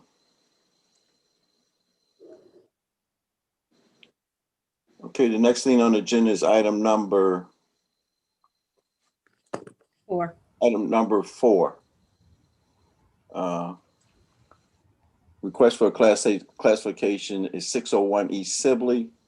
That's vacant land that is that the owner wants to build a strip mall there.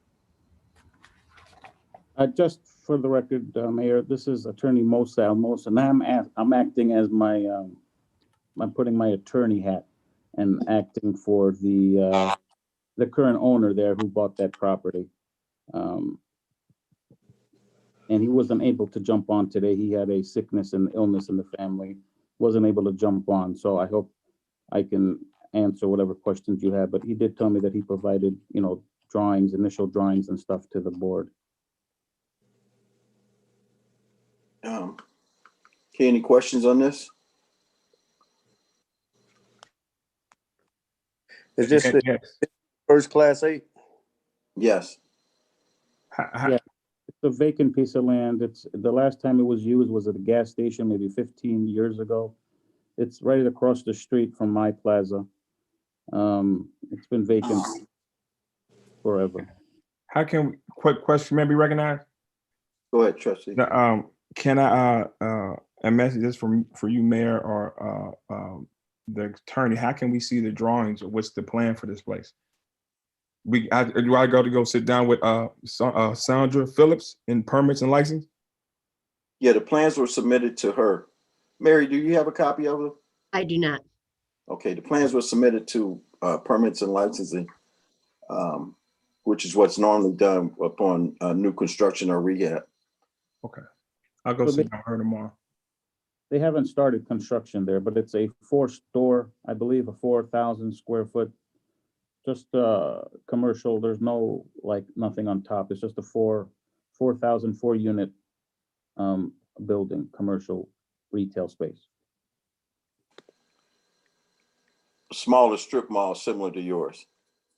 Yeah, about 45% of the other one across the street. Yeah, half of it maybe. Mine's about 10,500. This one he says about 4,000. He wants to make it. Any questions on this? What's the location for that little strip mall? It's 601 East Sibley. It's right across the street from CVS.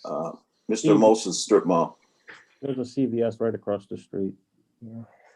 The vacant lot right on the corner, on the southeast corner of Sibley and King Drive, next to the dentist office. That would be new construction and improvement for the village. Thank you.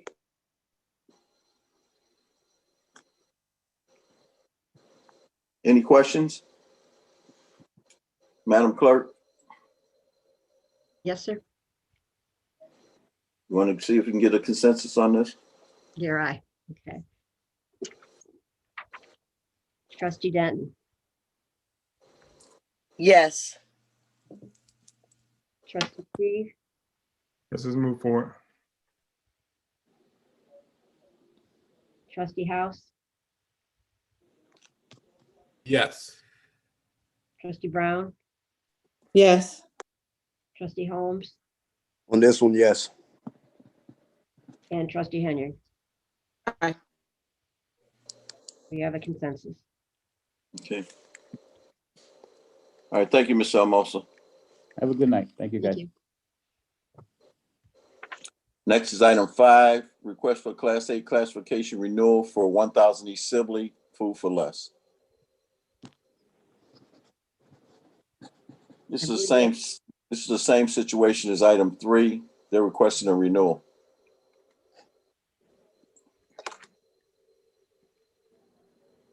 Is there anyone? What's the property taxes? Do you know the property taxes on there before the Class 8?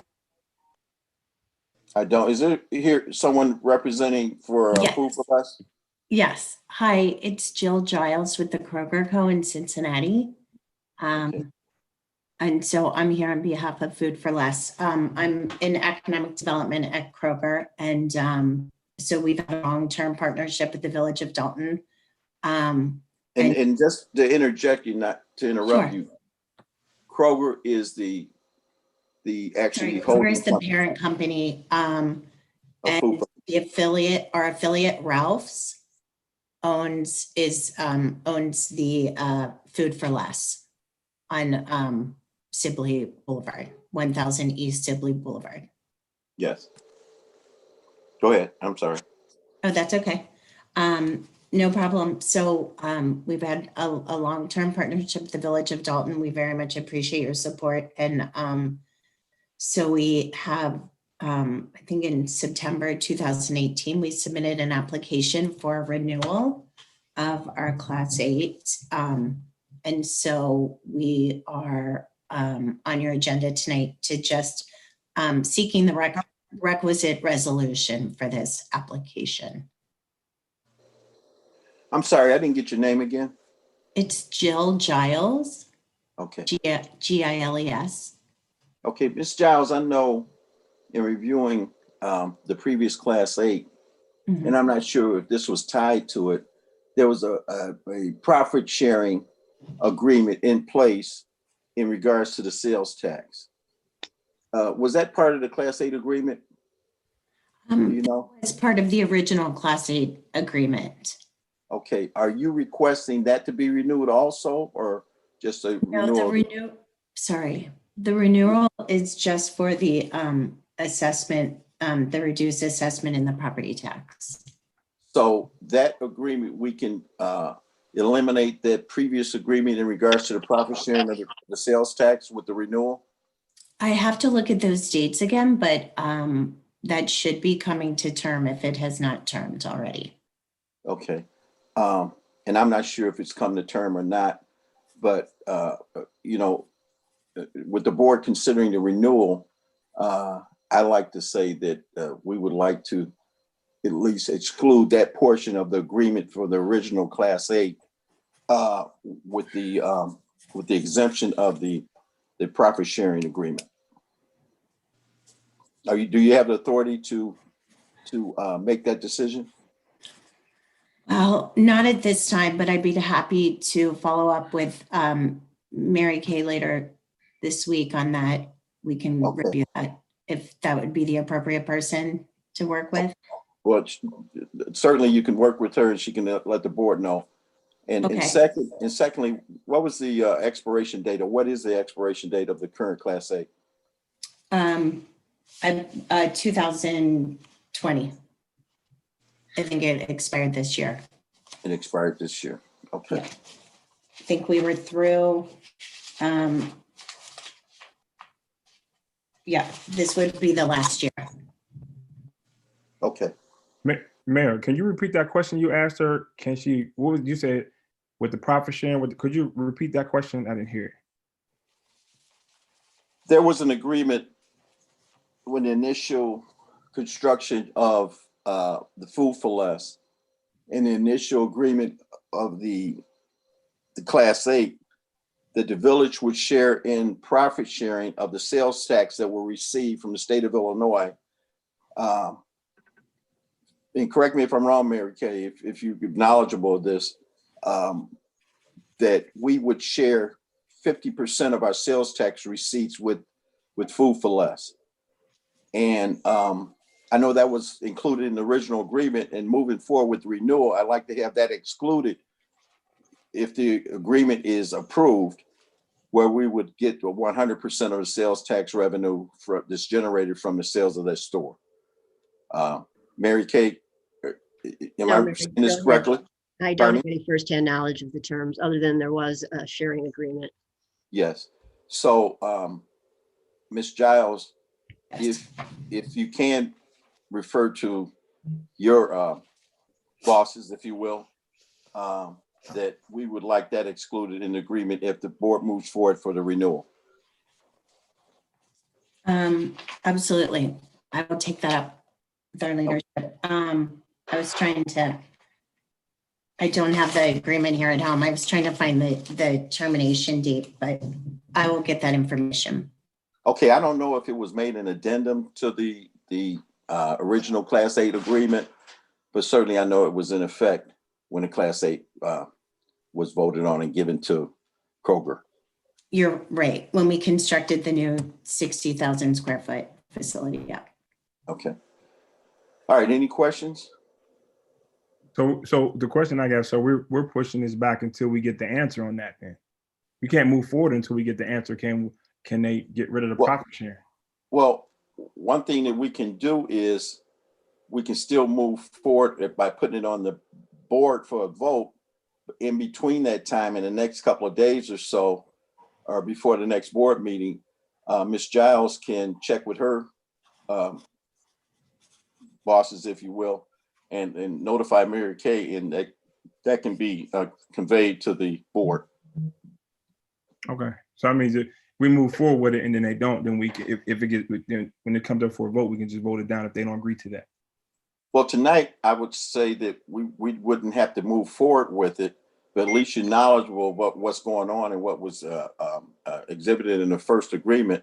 And between that time of the next board meeting, Ms. Giles can share that with Mary Kay, and Mary Kay can convey it with the board. So you'll have that information to vote on.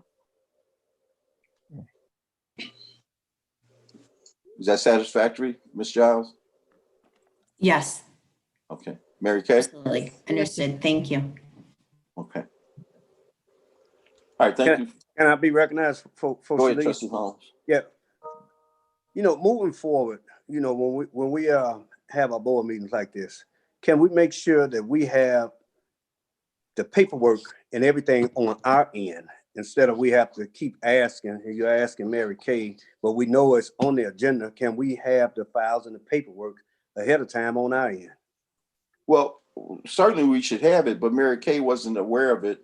I brought it to her attention in examining the old agreement and from payments that the village had made to Kroger in regards to the profit sharing of the sales tax. I guess Mary Kay wasn't aware of this agreement, but certainly she would. I'm aware of the agreement, Mayor. I was not an elected official at the time, but I lived here and was aware of it. However, I, as clerk since then, I do not have a file that I have seen I can look at the old village hall at our records end. It was probably more time effective. Ms. Giles can help us out. But as far as the other items on the agenda, I'd like to point out, trustees, that 2 of them are repeat items, and each time I have supplied paperwork, much of which answers some of the questions that were asked tonight. So I do remind you to check your email and your SharePoint files for the paperwork that I do have, I do forward. Okay. And Mary Kay, we can have a discussion with Attorney John Murphy, because I think there was some intervention with the legal department in regards to our delinquency of paying their share of the sales tax. So, so John Murphy can, bring you up to speed on that also. Okay. Thank you, Ms. Giles. Okay, thank you. I appreciate your time, support. Okay. We look forward to your correspondence. Okay. Okay, next item on the agenda is item 6, prohibition of vacation rentals. Trustee Hanyard. Thank you so much.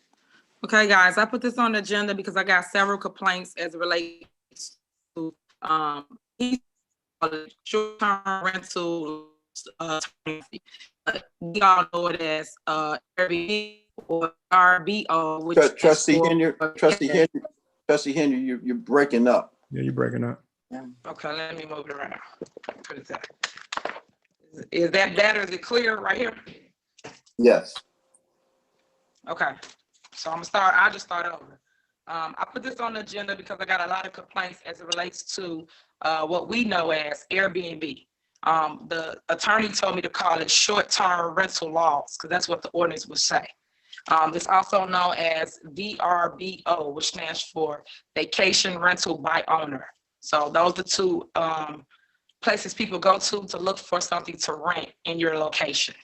So as I've been out talking to the residents, we got a couple problem houses in Dalton. People are using the properties to rent them out to individuals for a day or sometimes up to 3 days. The issue is they are having parties, making it into like a hotel. So it's somebody new every other night. That's the issue. They're not staying there or renting the property out like a homeowner or a renter for month to month or a year lease. So these are the options we have to get rid of that situation. One is called, we can prohibit it altogether, and which means that we will not allow Airbnb to come in town. That means that a person cannot rent their property to an individual day by day, week by week. You have to rent it annually, which we want. But we will have to give 30-day notice in order to do so. So that's number 1. The second option is we will have to have a minimum stay. So you can either say the person can stay there for 2 weeks or the person can stay there a month to month. But the issue with that is, how would you enforce that? What would you do? And then the third option was we can maximize the times of use. So say for instance, somebody want to rent their home. They can rent it up to 4 times a year, for instance. So every other month they can rent it out for whatever the use would be. So I am suggesting to the board that we do number 1, prohibit that altogether in the community, because I know I don't want to live next to somebody that's constantly renting the house out every other day. When you come home, it's a party house or it's some kind of issue. It's becoming a nuisance to the residents. So those are the options that the attorney gave me today to give you guys. We have to choose which one we want, and then he will write the law up. But the ordinance would say short-term rental laws is what it would read, which stands for what I just stated, Airbnb or the VRBY. So it would stop that altogether, or you could pick any one of the options. So I just want everybody to weigh in on how y'all feel or what y'all feel we should do. Well, Trustee Hanyard, I'm gonna agree with you on this. I would go with number 1 because I had discussed this with the police department and discussed putting it on the agenda because we've had problems with a couple of particular houses that the residents called me on, and they had police activity over there. So you beat me to the punch of putting it on the agenda.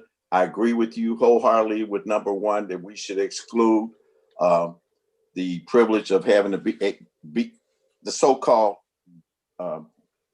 Airbnb in the town. I know in several cases I don't know of any in Illinois, but I saw where there's some problems in California where they've had violence, shootings, parties that was way out of control. So I agree with you on this. Well, thank you, Mayor. I appreciate that. And one resident did state there was a shooting or something on the block, but I wasn't able to pull it up. I was waiting to get that information. So she said she got to come out and clean it up every day. So you know, there's a couple of there's two particular houses that I know of that we've had police activity at with a so-called daily rental. So I think we should move forward by just excluding it and putting it out to the public and putting it out to potential landlords. okay, I agree. Anybody else? Thank you for bringing it to my attention, Trustee Hanyard. I wasn't aware this was going on. And in lieu of listening and hearing this, I am in 100% agreement with option number one. We don't need this kind of element in Dalton. We got enough going on.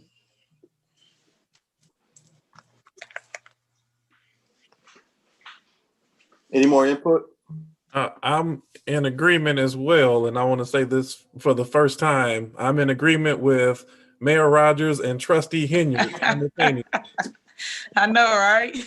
That's for the record, Mary Kay. Certainly is. Yeah. You're also going to have to put something in place, even though we're putting this out there that we prohibit it, you still will have some that will try it. So definitely we have to have something in place for those who still will try it. Yeah, Trustee Brown and Trustee Hanyard, in crafting with the attorney crafting the ordinance itself, there has to be a penalty clause attached to the ordinance, and the penalty should be significant to avert any others that want to try it. Maybe including a heavy fine and also jail time if it progresses and continues to happen. So yeah, that would be included in the ordinance. Sharon, did you want to say something? Yes, I'm glad. Yeah, Sharon, before you start. Go ahead. I was just going to tell him that we did talk about it, and it was $1,000 fine that we was talking about adding. And that way they get fined, but the code enforcement have to go out and find the homeowner. Yeah, Go ahead. I would suggest that the fine be heavier than that, because once they know, that's up to the board. Yeah, but I'm just saying, a fine the first time and a significant fine, and then moving forward for a second violation, possibly imprisonment. Okay. Go ahead, So Sharon. I'm glad she brought this up, only for the simple fact that we did have an issue with, I forgot the address of the property, so I have to talk with Brian just to confirm. And the other thing too is that once you know for sure that we can get this passed and get, some type of ordinance or something like that, that allows me to place it on their rental certificate. So that way they know for sure and have firsthand knowledge that they will not be allowed to rent out this property as an Airbnb, because then they can't say, well, I didn't know I couldn't do it. You understand what I'm saying? So it's like the certificate that they get, that they usually submit to Section 8 or something like that, just to have, allows them the ability to rent for the year. But if we can get that ordinance, or however you're trying to place it, in place, I can also specify the fine on the certificate. So that way, in the event that that comes up and they violate it, they can't say they didn't know, because it'll be on the certificate. I agree with you on that, Sharon. And now, when they receive the certificate, do they sign for the receipt of the certificate?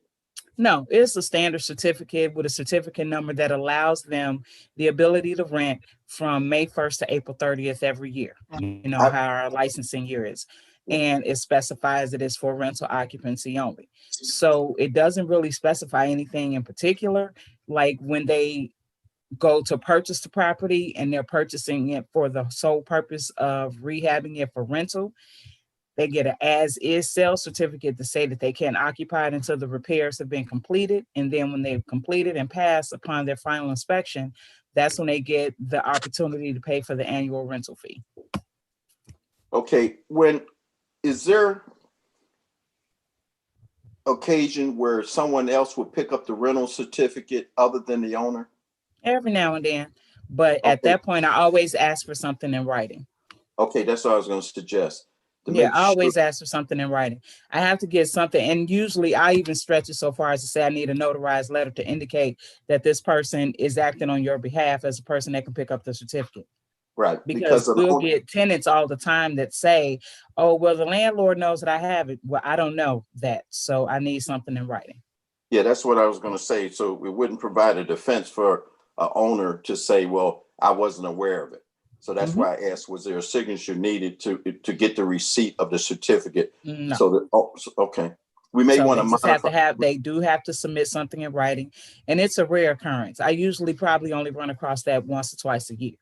Okay. So 3 at the most, but most of the landlords usually come and get their own certificates. And then the other thing too is that because we're doing so much work electronically, they have to sign off on receiving their certificate electronically. Okay. So, yeah. All right. So we need, once the ordinance is in place and if it's passed by the board, we need to modify that certificate to indicate the restrictions on the rentals along with the fine and or penalty.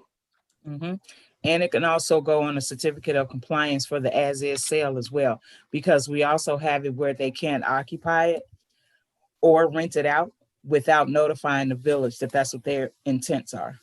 Okay. And once that's done, the ordinance is passed, we have to make sure that the police department has a copy of that and the officers are aware of that, you know, especially the supervisor aware of that when those situations happen. Right.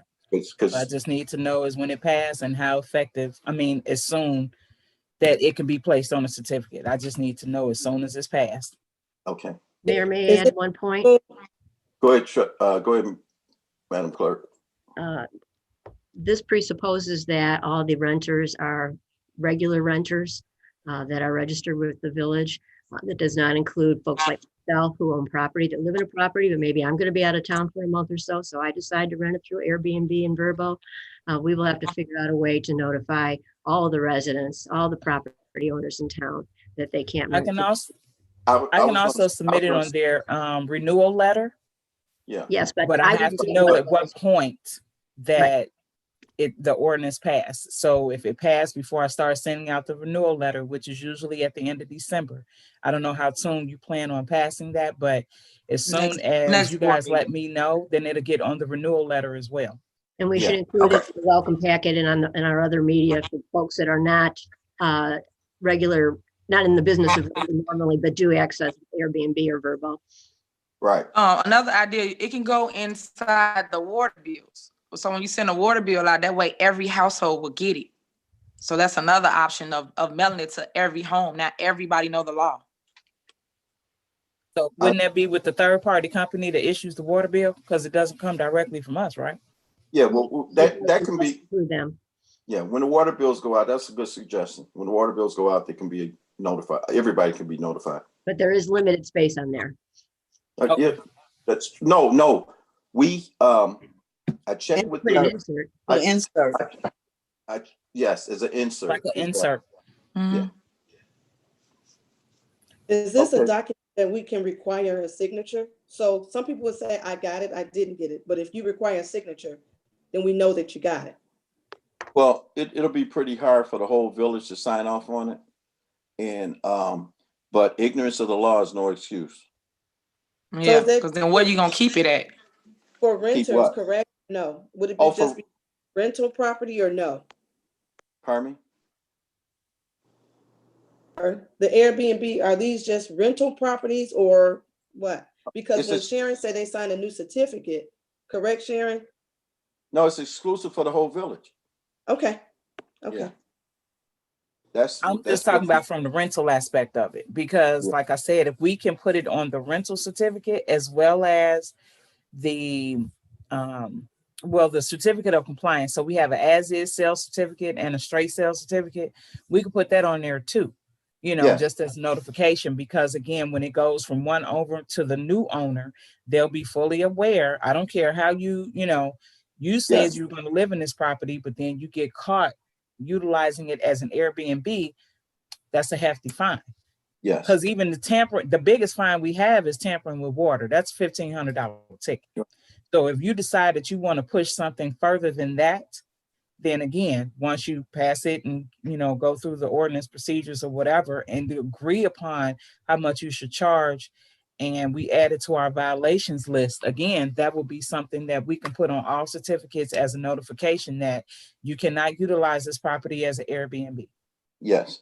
And we have the deputy chief on, and so you're aware of what we're planning to do here, Deputy Chief. The chief is also on, Mayor.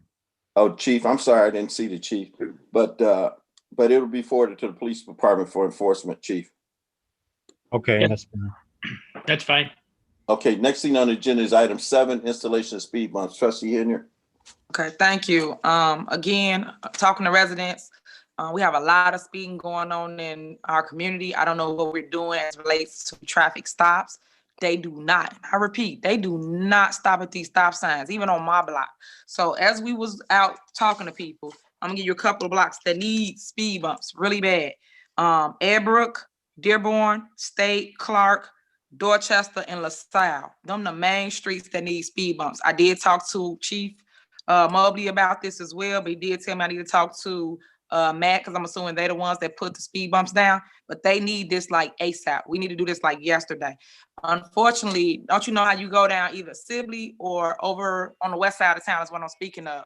So if you go down Sibley or if you come off 146 from Riverdale, it's a straight shot through. And we just standing out there. People was flying past through those stop signs. They didn't even stop. Somebody kid gonna get hit. I was scared because I'm just didn't want nobody to get injured, or if you bagging out your driveway, you could easily have an accident there on those streets. And if you go on Dorchester, Dorchester is from both E-ways. So that's another, I don't want to say death trap, but like anybody can get injured there. So I feel we need to do something as a board. I do recall that we voted on speed bumps. I don't know what happened to those. So I'm asking, can we initiate the speed bumps now and put them out? Mayor, can you weigh in on that? Trustee, and I discussed this with the police chief. I agree that we need speed bumps, and we have some speed bumps that were ordered. They have to be manually put down and manually taken up. I would suggest that we modify the ordinance, because the way it is, it has to go to the clerk, go back to the police department, go back to the board. One of the things that in instituting the traffic unit was the fact that they have been writing. I know at one particular time, I think in 2 hours, they wrote like 41 stop sign violations, and they've been moving throughout the city to enforce those stop signs.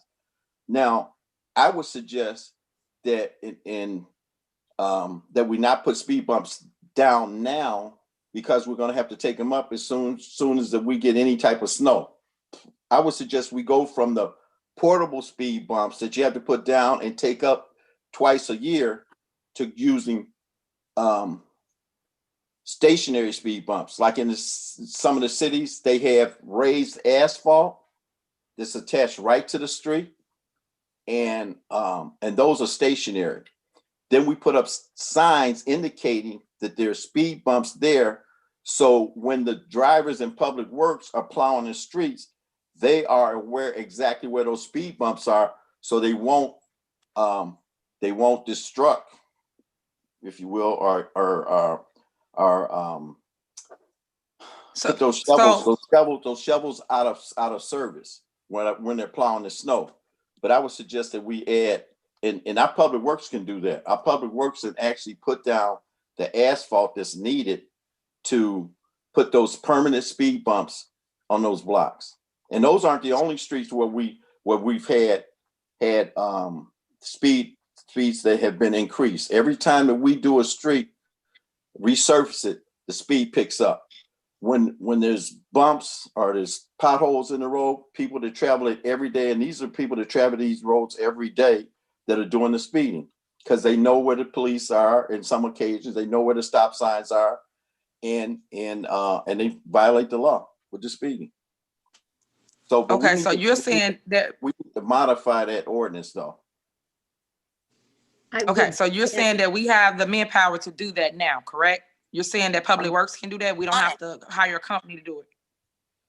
I'm not suggesting that we have the manpower, but I think that Public Works can put down some of the permanent speed bumps that we need to make them be effective. Now, the other thing is we're coming into a cold season where it takes time for that to cure, that asphalt to cure. So, so anyway, we can put some test strips down to try it. If I may, Mr. Mayor. Go ahead. You referenced the ordinance providing that the applications go to the clerk for forwarding. We have received, since that went into effect, a number of applications, including some from the west side, of course, but other locations as well. And I do submit them as soon as I receive them to the police department. They have not moved forward with any of those, but I just want to remind everyone that those folks put in their requests early on, and they should not be forgotten. Okay. I do agree that I too have gotten complaints and have been on the west side of town, and yes, it's pretty scary. It is. Well, I would suggest to the police chief, if you're still on, chief, that we review those applications. Now, the other flip side of that is that we cannot put speed bumps all over the village. So, right. Well, I'm just speaking of those areas, because even just standing out there, Mayor, they really do fly down those streets because it's just a straight shot. I know it. And since we've cut those trees back and open it up, it seems like the speed has increased. People in referring to expressways, when they've changed expressways and they open it up and put an extra lane, speed increase. So, so Chief, I would suggest that we immediately review those applications. I will notify the commander of the traffic unit to work the west side a little bit more and write those violations. But we can move forward with that. But I suggest that we modify that back and forth with the ordinance that was put in place by our earlier board.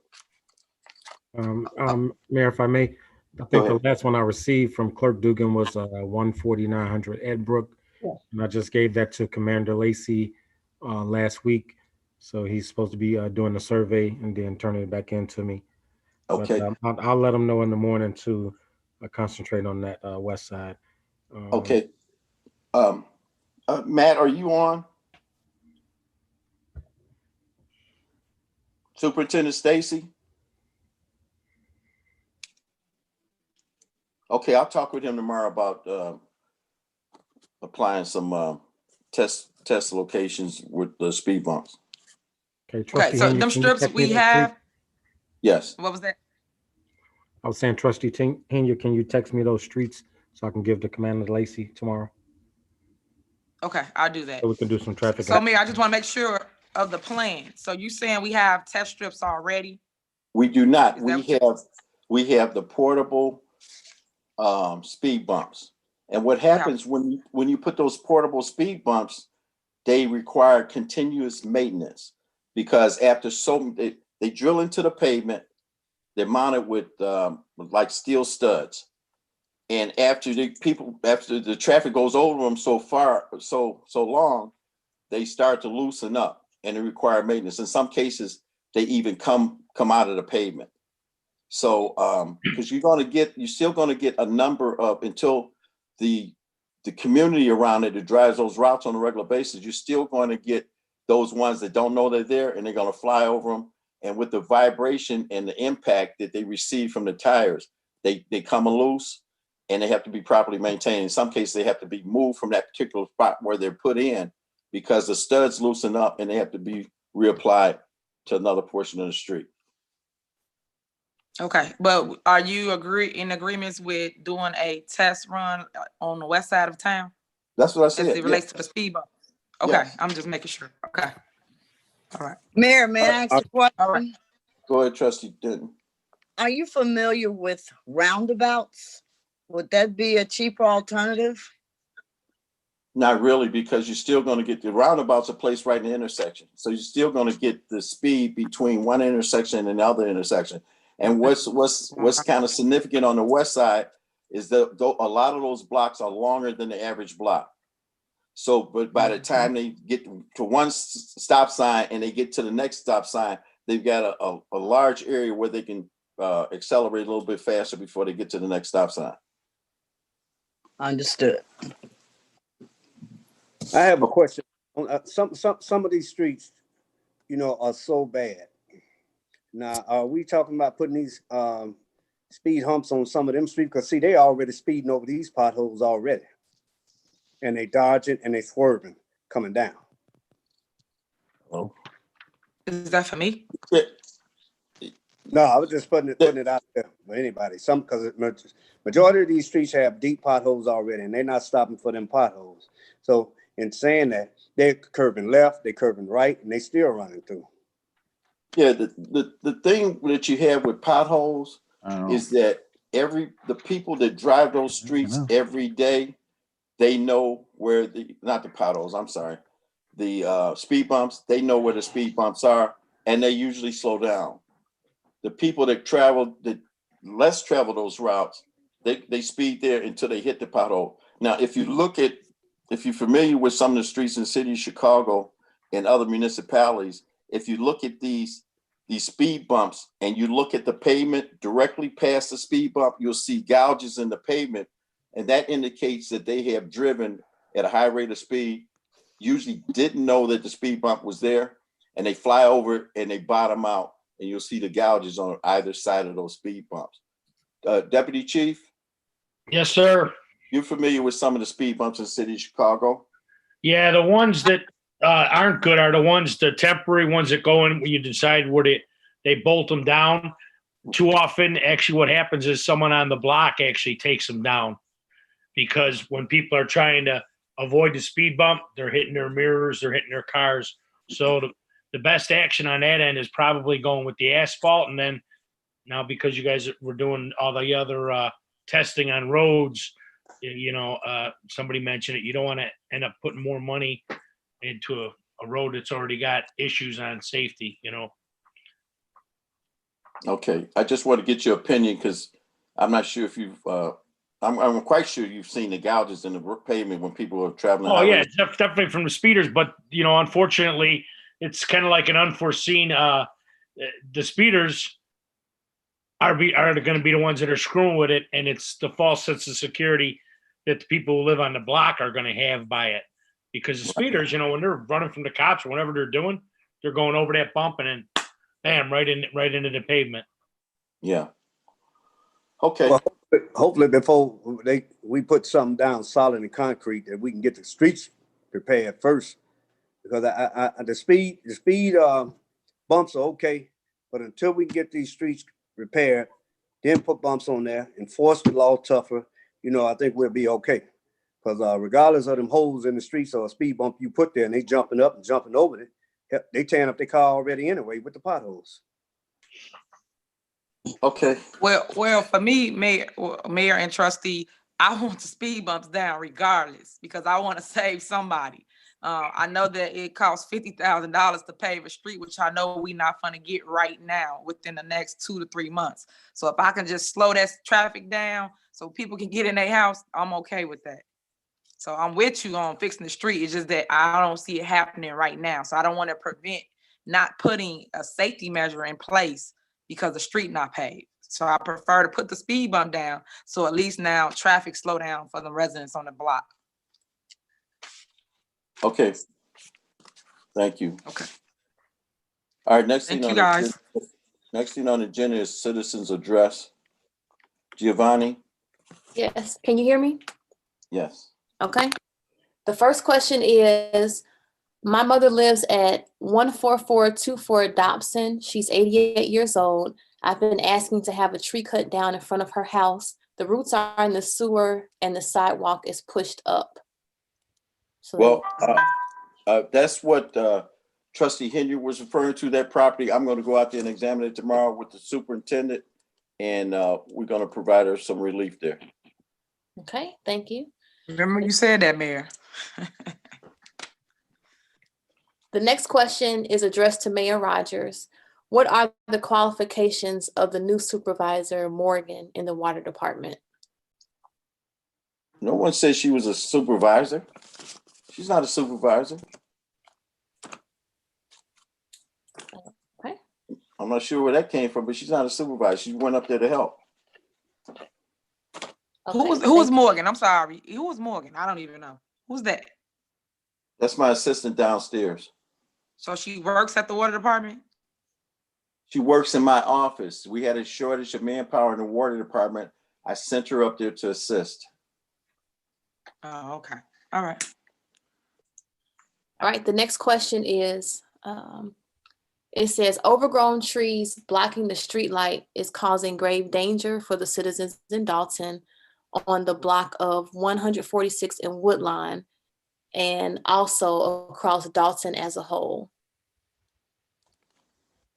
Well, if she's went across, whoever the citizen that mentioned that, if they went through the village of Dalton, they would see that we've cleared a number of streets, but with the trees that have been blocking the street lights. Now, have we gotten all of them? No. But clearly, when I've seen them, I've notified the superintendent. Matter of fact, we just cleared some street lights on 145th and Cottage within the last 3 weeks. But we constantly do that. You know, if there's a particular spot that's a problem, then if she would let us know, or if they would let us know, then we can get it done. Okay. The next one is, I live on 152nd and Evers. I've been reporting a dead tree for over a year. I mentioned it during the last meeting and emailed Matt and Liz. No one has responded. Let me have the address. What was that again? 152nd and Evers. Okay. Hey, Mayor. Yes. Yeah, we got that on the schedule for Wednesday. We were supposed to do that last week on Friday, but we had 2 water main breaks that came up. So she is on the schedule. We didn't forget about her. And then we had a couple jobs that got changed earlier in the week. So we're going to take care of it on Wednesday. Okay, Matt, 14424 Dobson. Take care of that. I'm going to be out there early in the morning. Okay, I looked at that too. That tree is alive and growing, and we were out there before. The sidewalk does have some minor issues with it, so I can meet you out there and we go from there, see what we got.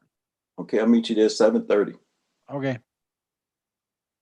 All right, the next one says, there are a lot of Dalton residents who have small businesses and are struggling due to the pandemic. Is it possible for the village of Dalton to host an event for us to sell our products or services, something like a Dalton Holiday Fest? We can do that. We can do that. Make a notation that, Giovanni. Okay, I'll save all the questions. Okay. The next one is, this is a question for Chief Mobley and the mayor. Do you think frequent sobriety checkpoints would be effective to catch not only DUI drivers, but make other arrests and citations? The Hobart Police Department conducted a checkpoint on October 9th and uncovered 2 illegal firearms, towed 27 autos, and had arrests for felonies and misdemeanors. I think it may curb or deter criminals from coming to our village. I discussed that with the commander of the traffic unit. Some years ago, we used to have it on a regular basis, and it was provided by the county sheriff's police. I talked to the county in regards to that. They have a shortage of manpower. We have a shortage of manpower. And as soon as we get additional officers, there will be safety checks that are conducted. I know on a weekly basis, if they're still continuing to do it, Calumet City does it, but yes. Okay, the next question, where's there a property for sale that's a hair salon? I am looking to purchase a property for a hair salon, preferably a location that is already built for that purpose. I don't know of any. Okay, next one. A lot of families, regarding the Class 8, is the property owner required to provide documented proof of his financial losses? If he can show proof of his hardship, then I think the trustees should consider approval. We can ask for that. Okay. What kind of business would be in the strip mall? Not for sure at the moment. but it would be, 4 retail spaces that would be available for rent. Okay. It appears that the village is moving forward with the truck parking facility. When will we have the town hall? At this time, it doesn't look like the village is moving forward with it. Right now, the village attorney is requesting additional information, and he felt that without that information in regards to some of the questions that could be asked at the town hall, that we shouldn't hold it until we have the information that he's requesting for the potential tenant. Okay. The next comment is, can the village have concentrated speed enforcement, writing tickets with zero tolerance? We have concentrated traffic enforcement right now. We have 3 traffic units. They have recently installed what's known as the LPR. Those are license plate readers. They've made several arrests in regards to revocations, suspensions on driver's license. They've towed those vehicles. They've in at least one of the cases, I know a gun was recovered utilizing that LPR on the vehicle. So, and when those cars are towed for revocation, suspension, and there's several other violations, in order to get the car back, there's an administration fee that is applied before they can get the car recovered. And Mayor, if I may add to that, go ahead. For that citizen that may be watching, one of the things that you have to realize is that the traffic unit is compiled of three officers, and you got hundreds of thousands of people that travel through Dalton, being right off the Bishop Ford and maybe 7 minutes away from I-57. We recovered the traffic unit, recovered a stolen vehicle right there about Sibley and Dearborn with 3 juveniles in it that was stolen out of Indiana yesterday, and it was taken and supposedly had a weapon in it. We didn't locate the weapon, but we arrested the 3 juveniles. And so the traffic unit is active, and we're getting a lot of stolen vehicles, the speeding, stop signs, all type of violations. But it may not seem like it, but we're putting a big dent in it. But it's an ongoing process, and we can curb it, and it's very hard to stop it, but we can curb it. But that's just to let the citizens know that are viewing that they are out here, and we got stats to show what they're doing. And Chief, I might add, that was this morning that those 3 juveniles were arrested. No, that was this afternoon. That was today. Yeah, this afternoon. Yeah, today. You mentioned the fact yesterday, but that was a direct. No, it was stolen yesterday. The vehicle was just stolen yesterday, and we got it today coming from our town. Yes. So that was the direct impact from this license plate reader. The other thing I might add is that I've asked the traffic unit to concentrate on these vehicles coming through town playing the loud music. They have towed probably at least 20 cars that were traveling in our community with the loud music. We've got several complaints from residents in regard to loud music coming from these vehicles. So they are doing a good job in confiscating those cars when they come through town playing the loud music. Go ahead, Giovanni. All right. It says, please keep any speed bumps clearly indicated with yellow or fluorescent paint. In Chicago, there are speed bumps that are at least 6 inches high that are the same color as the street. In some cases, they have painted the speed bumps with those fluorescent paint indicators. And after a while, with the traffic that goes over them, it tends to wear out. But in regards to putting the speed bumps down, we like to have Public Works also post that if it's possible, if there's a pole available, the speed bumps are present. Okay. Another resident would like to add the address of 145 Minerva. For what? It doesn't say, it just says, please include 145 Minerva. Okay. Probably for Okay, the speeding. next, Probably. Yeah. I know that intersection. the next says, are those automated speed enforcement cameras expensive? We may as well generate some revenue because the code enforcement officers can't be there 24/7. Code enforcement officers do not enforce speed restrictions or stop signs.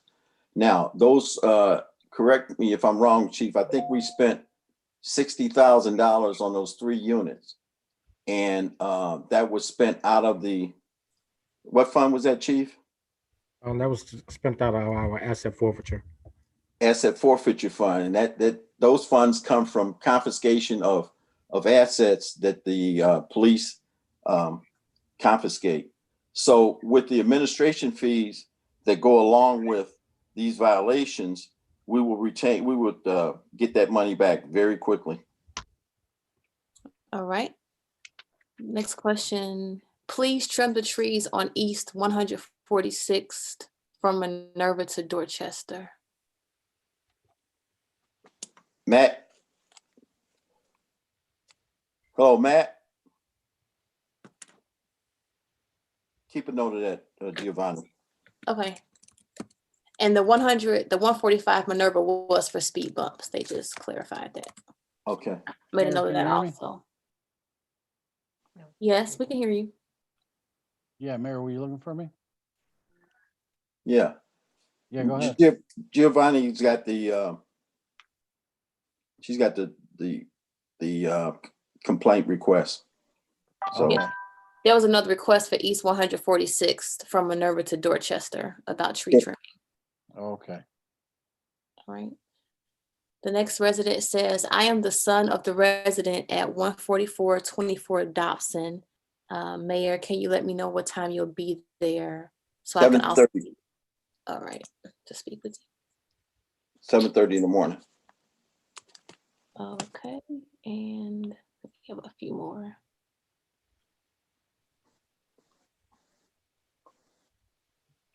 The next question is, I would like to know if Trustee Tiffany Hanyard's Cancer Walk flyer will be posted on the website for the residents to have an opportunity to participate. It's not a cancer walk. She wanted a motorcade. We'll have some conversation with the chief about that in regards to manpower. Okay. No, I want to know. The question is it going to be posted? So I want to know that too. So are you guys posting it or no? The flyer. Well, we have to discuss manpower first, Trustee. I already and talked. we can do Already that talked to tomorrow. the chief. We already talked about it. Went over a route. We did all that. So I'm just asking: is the flyer going to be posted? Chief, are we going to have manpower to handle that? Mayor, I'm supposed to get back with Trustee Hanyard on tomorrow and looking at the route that she wants to take. It's a short route. It wouldn't take that long at all, especially with it just being a motorcade. But we was looking as an alternative of actually going down a residential block. So I'm going to look at the schedule for Saturday and see what we have on pending no call-offs. And then I told her that I would get with her tomorrow afternoon. Okay, if it's feasible, Trustee Henry, we will post it.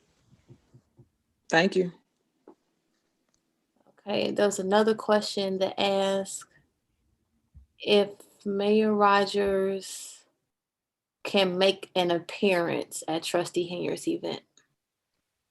I won't be able to make an appearance. It's going to be a conflict for us. We'll be giving away food on Saturday and also doing the cancer walk. All right. And I'll check, see if there's any more questions. Nope, that's all. And tonight was the first time I heard about her cancer motorcade. That was the last question. Okay. I just want to say that this Saturday, as we've done in the past, we will have the food giveaway at 9 a.m. in Melody Fitness Center, the cancer walk at 9 a.m. registration. And there was one other thing. Okay, that's it. I asked for adjournment. May I be recognized for we adjourn? Go ahead, trustee. May I ask that we have a moment of silence for our residents who have lost his life up there at Menards. We have just have a moment of silence before we adjourn. Okay.